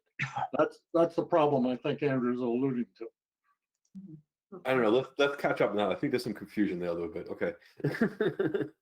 Well, I'm the one who said we dropped the ball, and what I thought we dropped the ball on was really understanding the progress, you know, in terms of greenhouse gas emission reduction that we've made. And I haven't seen the information, Lou, that you have been developing, and I think that's because we haven't asked for it. And that would be really helpful as a presentation to the council, because I think we do believe that we've done a lot of things, but we haven't seen the maybe the layman's term and what the progress has been. It's always great to be able to start at some baseline from years ago so you can really see the strides. But if we can't do that, we can't do that. But we can start with the data that you have collected, and our goal is to continue to improve. So we can hopefully quantify those improvements. Because I mean, I appreciate, Kevin, all that you've listed, and I'm glad you listed. We should probably do it once a year, because it starts to sound pretty impressive with all those things, understanding that there's certainly more to do. And I think we don't have the capacity right now, or haven't found the way to particularly effectively engage the commercial sector in helping us reach some of these goals. Other comments? Or Megan, again? Yeah, it came back to me when you're talking about contacting the Economic Development Committee and also the commercial sector. I really think that some people have been able to work remotely, and I think that taking cars off the road is something that could be a goal, and just a little nudge, you know, has this. Let's measure those pros and cons. I think that it's very hard to get the commercial sector online with a lot of these things, unless, you know, it's politically, again, it comes down to politically advantageous to them for, you know, their image or their brand. And I think that we have to kind of take that initiative and really encourage people to think about how we can reorganize our society. I really think we have to think that way. Do we really need to have everybody travel to the same office space, right? We read these articles about how these buildings in New York are standing empty, and people may not ever go back to those offices, right? And that's not a failure. That's maybe something that this pandemic has taught us, that there are other ways that we can do our work, that we can be just as productive, if not more productive, depending on the sector, right? And take out those unneeded emissions. I really hope that we can think about how we can reconceive of our daily activity. But the problem, Megan, is that in that process, you end up torpedoing the complete social interaction requirement of human beings. Something we've been used to for years and years is like interacting with people at work face to face. And the pandemic has changed that, at least for this year and next year and probably one more year after that. So although I applaud the idea of proved efficiencies in how people work, and I think that this will change for a long time. I really don't want to force people to not have to go to work because they think that they should stay at home all the time, working from a home office, so that they don't have to get in a car or get on a bus and go somewhere. Don't forget can't that we're force still anybody. human beings. We still need to be able to interact with other people, not by Zoom. Look at this meeting ourselves. None of us are in the same room. Is this the future that you want? It's not the future I want. So, I mean, although I applaud the ability that none of us had to get in a car to go anywhere, it would have been great to go to City Hall and drive the 2 miles there, right, in a hybrid electric car or whatever, and be able to sit down with everybody and see each other and greet them. This is not the future I want. Tom? Yeah, really, I just want to say, I think you probably want to get us back to the agenda because we're running over. I would just say this is a great discussion. And what I love about what Kevin Dorn has done and what he said is, I think staff has done a great job of grounding action that the city can do, things that they have complete control over. And then there's things that we don't have complete control over, like mandating how people work and whether or not they Zoom or drive to work or so on. Those things are far beyond the control of the South Burlington City Council. And that brings me to the point I wanted to make, which is I really hope this energy committee does more to reach out to neighboring energy committees. I know Williston has one. They're very active, and Burlington as well. You mentioned something, just for a quick example, not to get in the weeds, the establishing a system of disclosing residential home energy efficiency. I love that. I love that tied in with a rental registry, but I don't want South Burlington staff developing that system of evaluation. I'd rather us incorporate something that's more broadly used beyond our borders so that there can be greater consistency. Because a lot of people looking at communities, I would like to have a consistent measuring system for the energy efficiency of places. So that's where I hope this energy committee, in coordination with staff, recognize when there's things that we should focus on as a city and when there are things we could advocate for on our regional stage. But that's all I wanted to say. Good discussion and great work. Thank you. And so I just want to make it clear, I never said we should force or mandate that. It was truly encouraging. I just want to make sure that words aren't put in my mouth. And I truly don't mind this meeting, to be honest, Tim. I'd rather not use the gas, and I'm happy to meet online. Just in Okay. response. Michael, last comment? Michael Mixon? Yes. I Or know you Janet, have did to you want move to on. speak too? No. Oh, okay. I know you need to move on, but the council's going to have to do something. Assign a staff person to manage this climate action plan. Begin to track and publish emissions energy, and form an advisory committee. If you guys don't do anything, nothing will happen, and the public won't see all the good work that the city is doing. I was totally unaware of half the things that Kevin mentioned because nobody knows about it.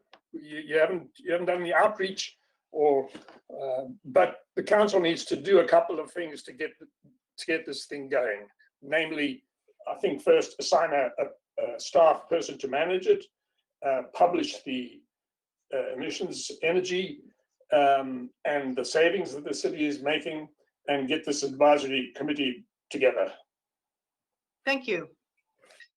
Okay, thank you very much, Andrew, and all the work that your committee does. And I think you have given us some good ideas and the beginnings of some additional steps, and I really appreciate that.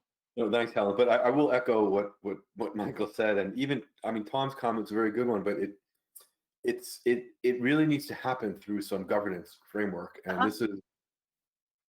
This is. No, I don't disagree. That's a conversation we will need to have in terms of staffing and focusing on that. So I appreciate your work. Thank you. Okay.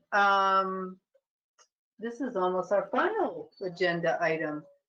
13, lucky 13, presentation by the South Burlington Land Trust of a proposal to amend the ordinance regulating public and private sanitary sewage and stormwater systems in order to direct sewer allocation to certain areas of the city. So remind me, who's doing the presentation? Is it Janet? It's Sarah and I are sharing that, and Sarah's going to start. So I don't know, Paul, if you want to call up our slides.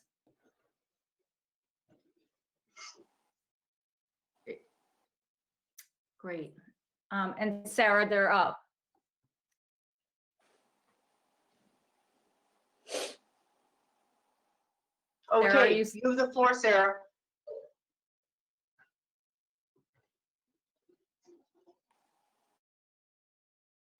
I don't hear her for some reason. I don't. Okay, sorry. I thought I was unmuted and I wasn't. Okay, just wanted to say that I'm flying blind here. And so I will say, next slide, please, each time Paul needs to bring up the next piece of our PowerPoint. And then if Paul, if you could say, okay, when it's really on the screen, that would be helpful to me. Will do, Sarah. Thanks. I did want to say, though, that I love the fact that this item was adjacent to the previous item on the agenda because there's such a deep interconnectedness between the topics we've just been discussing and the topics that Janet and I will be discussing.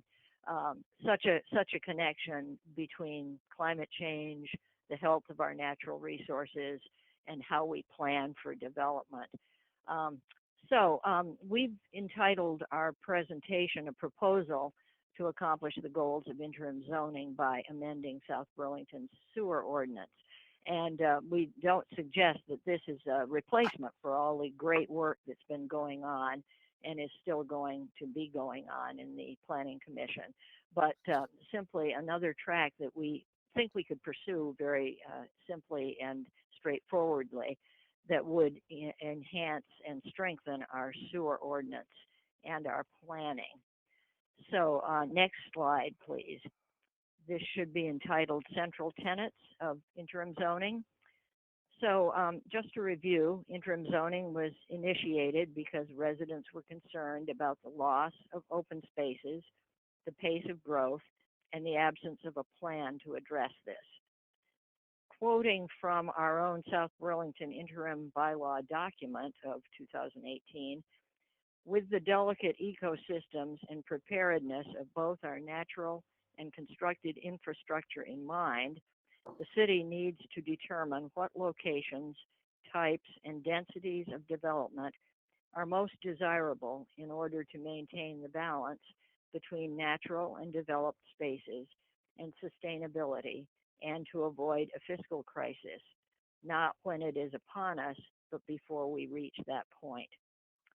And so I'll parenthetically say, what's already been said in several contexts tonight, that our ecosystem is fragile. All over the globe, including here in South Burlington, we need to pay attention to these issues.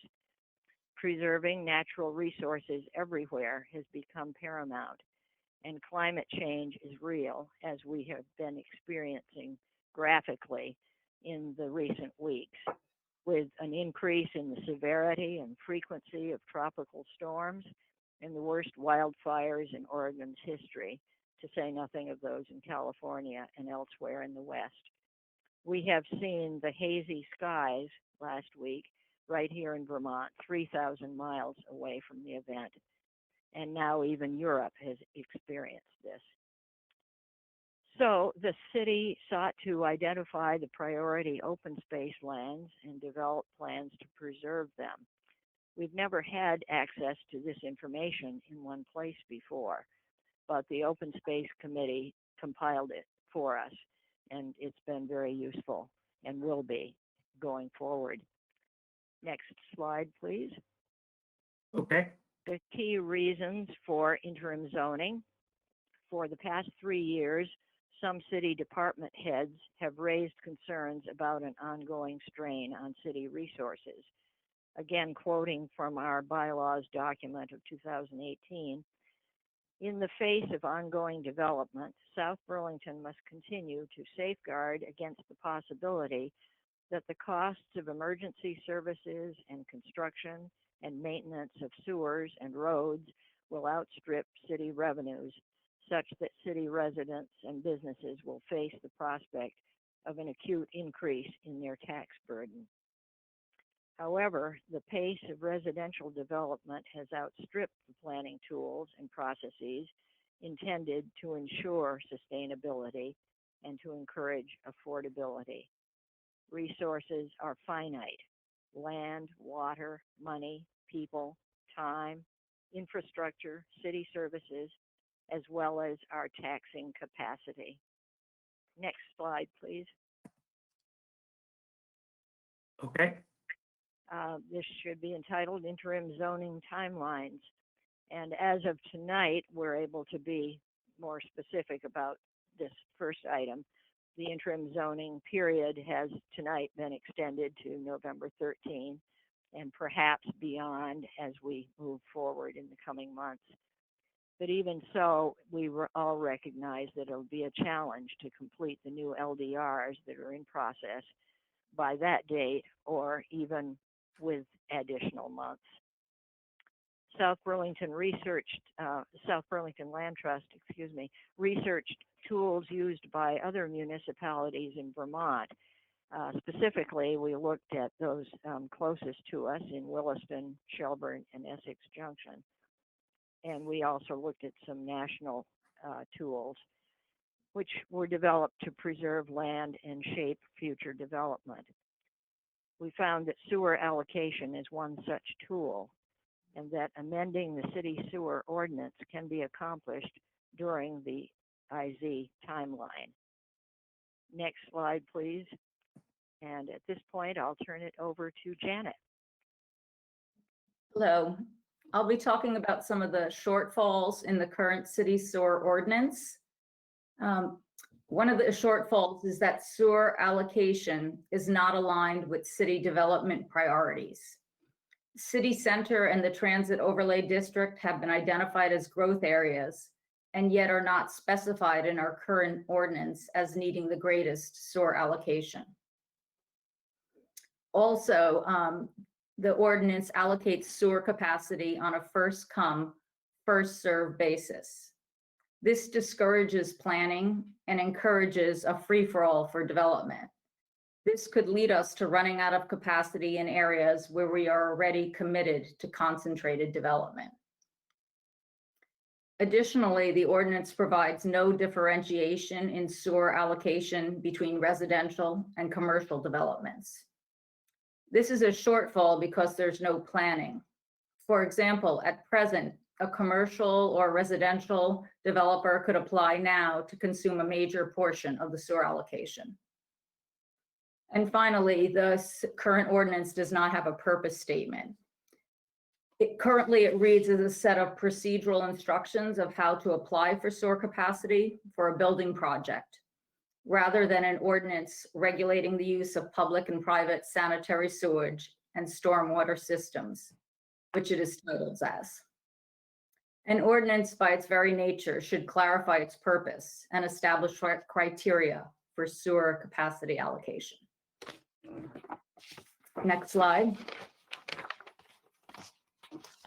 So we have a proposal for an amended sewer ordinance, and some of the criteria that should be in this amendment would be capacity allocation, and the when would be the creation of a 5-year sewer capacity allocation plan. And they would establish limits on total capacity allocation in each plan period.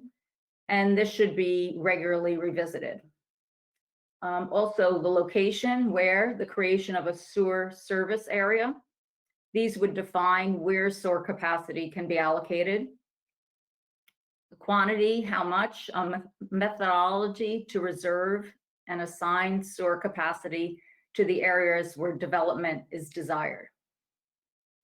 And why, the addition of a purpose statement which would reflect and clarify our vision. Next slide, please. So our recommendation from the South Burlington Land Trust is to add an amendment to the current sewer ordinance, which would accomplish some of the key goals of interim zoning within the IZ timeframe.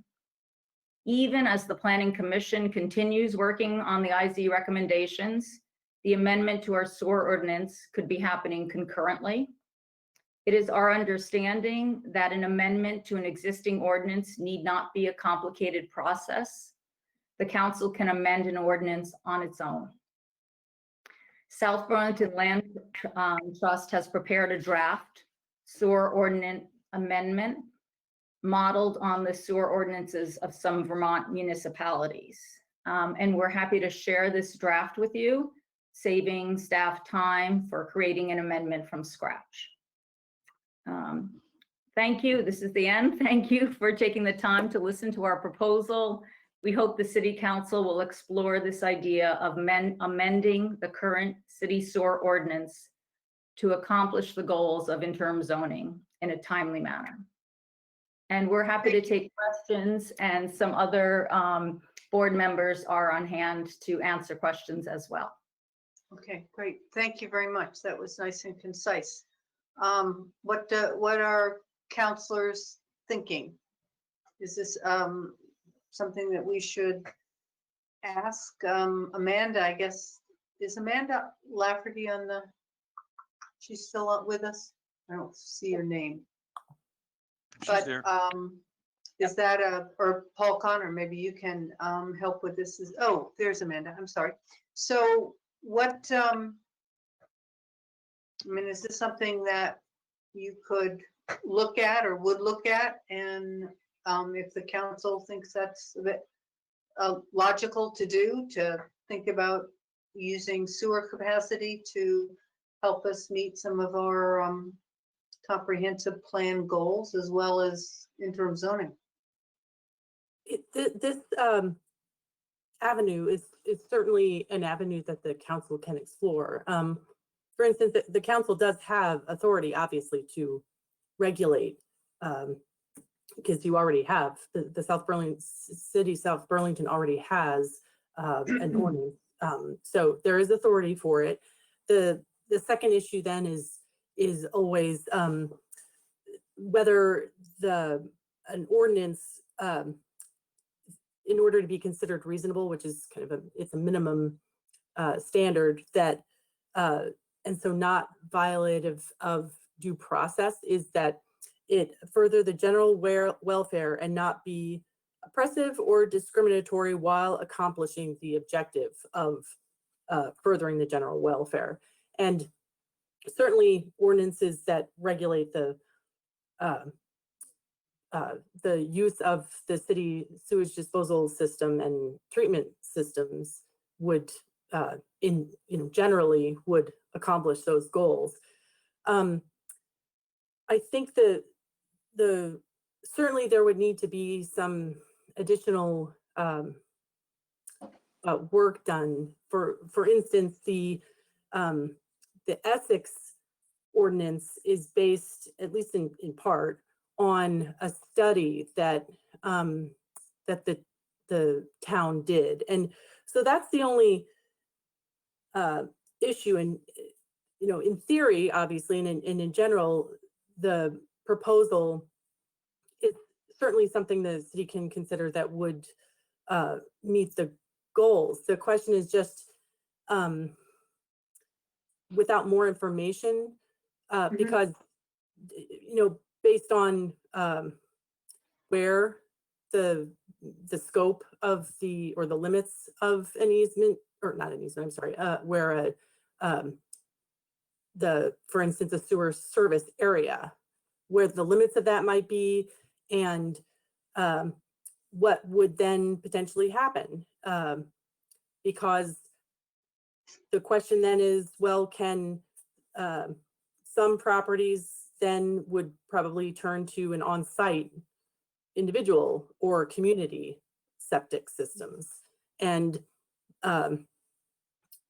the city would probably want to have some idea of how that would happen, the extent to which that would happen. It certainly would limit development in, that's certainly one of the possibilities. The question is just what happens then? And so those are the main issues of having some idea of the facts and in terms of what is in South Burlington, for instance, like are the soils good for on-site systems to some extent, so that there can be a use of property for properties that aren't yet developed. There are, and there has to be a basis for the city's determination of essentially where the lines are drawn. So certainly this is something the council can consider. And it's correct that an ordinance like this would not have to, there's not the initial step of planning commission review and preparation and passage, but there does remain some legwork that would need to be accomplished. Okay. Not other counselors, are there comments from other counselors? Is this something that you would, we would like Amanda to at least look at the draft and get back with us in terms of what might be feasible? I mean, I think there's also the question of what happens when you run out of sewer capacity. I mean, that's sort of the flip side. Is that, how do we deal with that? Is it just you build a new plant, or spend, millions of dollars expanding? I mean, I guess that's an obvious answer, but that's a large hit to taxpayers. So, I mean, I think you raised good questions, Amanda, about the impact and what happens. But there's also, if we don't have it allocated thoughtfully, then, there's some negative consequences to that. It isn't like it's all perfect and rolls out. Megan. Yeah, I'm in favor of Amanda doing some investigating. I was part of the discussion when Pat Nowak was chair about having at least 150,000 gallons per day set aside for city center. Originally, I would have liked that number to have been higher, and it was a compromise number between her and me. And I think that it makes sense. I think that I don't know how much justification we have to give. Amanda seemed to say that we have to give some justification, but it does make sense to allocate, sewage capacity to your growth areas. I don't know how much in detail we have to go, but so if we look at the transit overlay district, if we look at where we would expect to have Garden Street developed with a lot more housing, it makes sense to have sewage capacity reserved for those areas. Other comments? Tom? So my concern is similar to some of the concerns around possible zoning changes, and that's where I would like a refresher, either in executive session or in public, on the concerns about takings, because I'm concerned if we apply an ordinance that would effectively reduce a property owner's rights to his parcel, what that might translate to with legal exposure. As we've been exposed, we've had some legal briefings on this in the past. I would love more advice, especially as we come closer to the end of the interim zoning and on this topic. Okay. Tim, do you have any comments? Or Dave? I would tend to agree. I would tend to agree with what Tom just said. We need to however you just phrased it, understand those relationships. And I'm not sure that's clear at this point. I'm not at all opposed to moving down this road.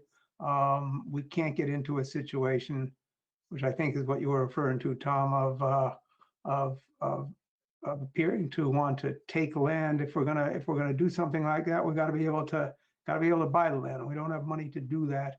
So there's a situation there that's gonna have to be resolved before this can realistically happen, I think. But I could use better education, as Tom just said. So I could use a refresher as well. Jim Barrett, do you have a comment?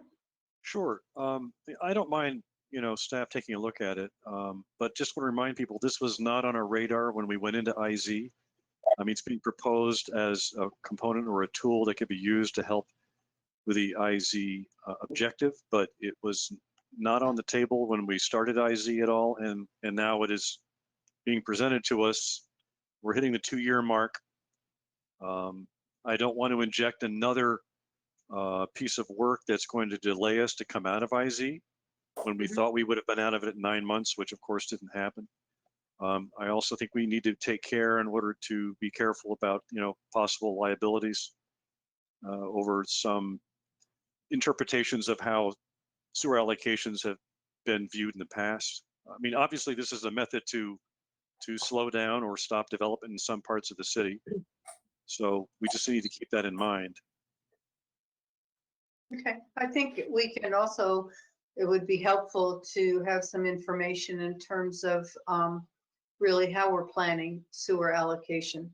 We certainly have growth areas, at least areas where we want to have growth, businesses that we want to grow, and I think we want to make sure that we can service those adequately so that the grand list can grow, the economic certainty of the population grows or is made more stable. So I think there's a lot of components to planning. It's not just slowing down residential growth, but also I think just planning. Where do you want it, and to make sure that we have the sewer capacity to build out in the way that the city feels is appropriate and serves us all. So I guess the next step would be for the South Burlington Land Trust to share their draft with Amanda. And she can look it over, she can work with you to the extent that that takes, and maybe get back to the council with sort of some thoughts on pluses and minuses and how it might work. Is that Ellen? I think that's, what we had in mind. We wanted to present the idea, see if conceptually you folks were open to exploring this, and at this point, we're ready to share some of our thoughts, and it's not necessarily fully fleshed out, but was based on the ordinances that we had read from other nearby communities that seem to have some wisdom to them. So yes, that would be the next step. Well, it's not a new concept in our conversations, because I mean, I was on the council with Megan when we talked about sewer allocation to make sure that before we went forward with City Center, that the build out there could happen. Right. And I Amanda? just wanted, oh, sure. I just wanted to be clear. I mean, obviously I can, the city can, and staff can look at some of these options for regulation and in ways to go forward. There is some factual gathering and analysis that would not be within my bailiwick. For instance, possibly something from an engineer, or I'm not sure at this point. So the coming back to the council with thoughts would certainly be a starting point, but I think it's very possible that there would have to be some an additional expertise sought. Okay, well, we can cross that bridge when we get to it, and I think the land trusts may have some ideas about where to go for some of the information, and certainly there's other communities close by who have used this tool as a way to direct development to areas that they want and to manage it, I think, in a way that allows them to, you know, absorb it and fund it properly and thoughtfully. Okay. Any other comments or questions? Okay, thank you very much. Thanks. And let's see, we did report item 14. So we're on, is there any other business? Helen, does Yeah. the council want to take the other matter from executive session up now or schedule that for a future meeting? Was it personnel? Well, matter? I think it's 9:28. I mean, it's probably a 15-minute conversation. Yeah, 15. I would just soon get it done tonight rather than, you know, who knows what the next meeting, how packed that will be. So why don't we add that to, what do? We have other business. We go into an executive session with the understanding that we will take no action and adjourn from there. Correct. Helen? Yes, I'm sorry, Barb, you had Barb Service has a comment? Before you go into executive session, could I make an amendment to my earlier comment? Sure.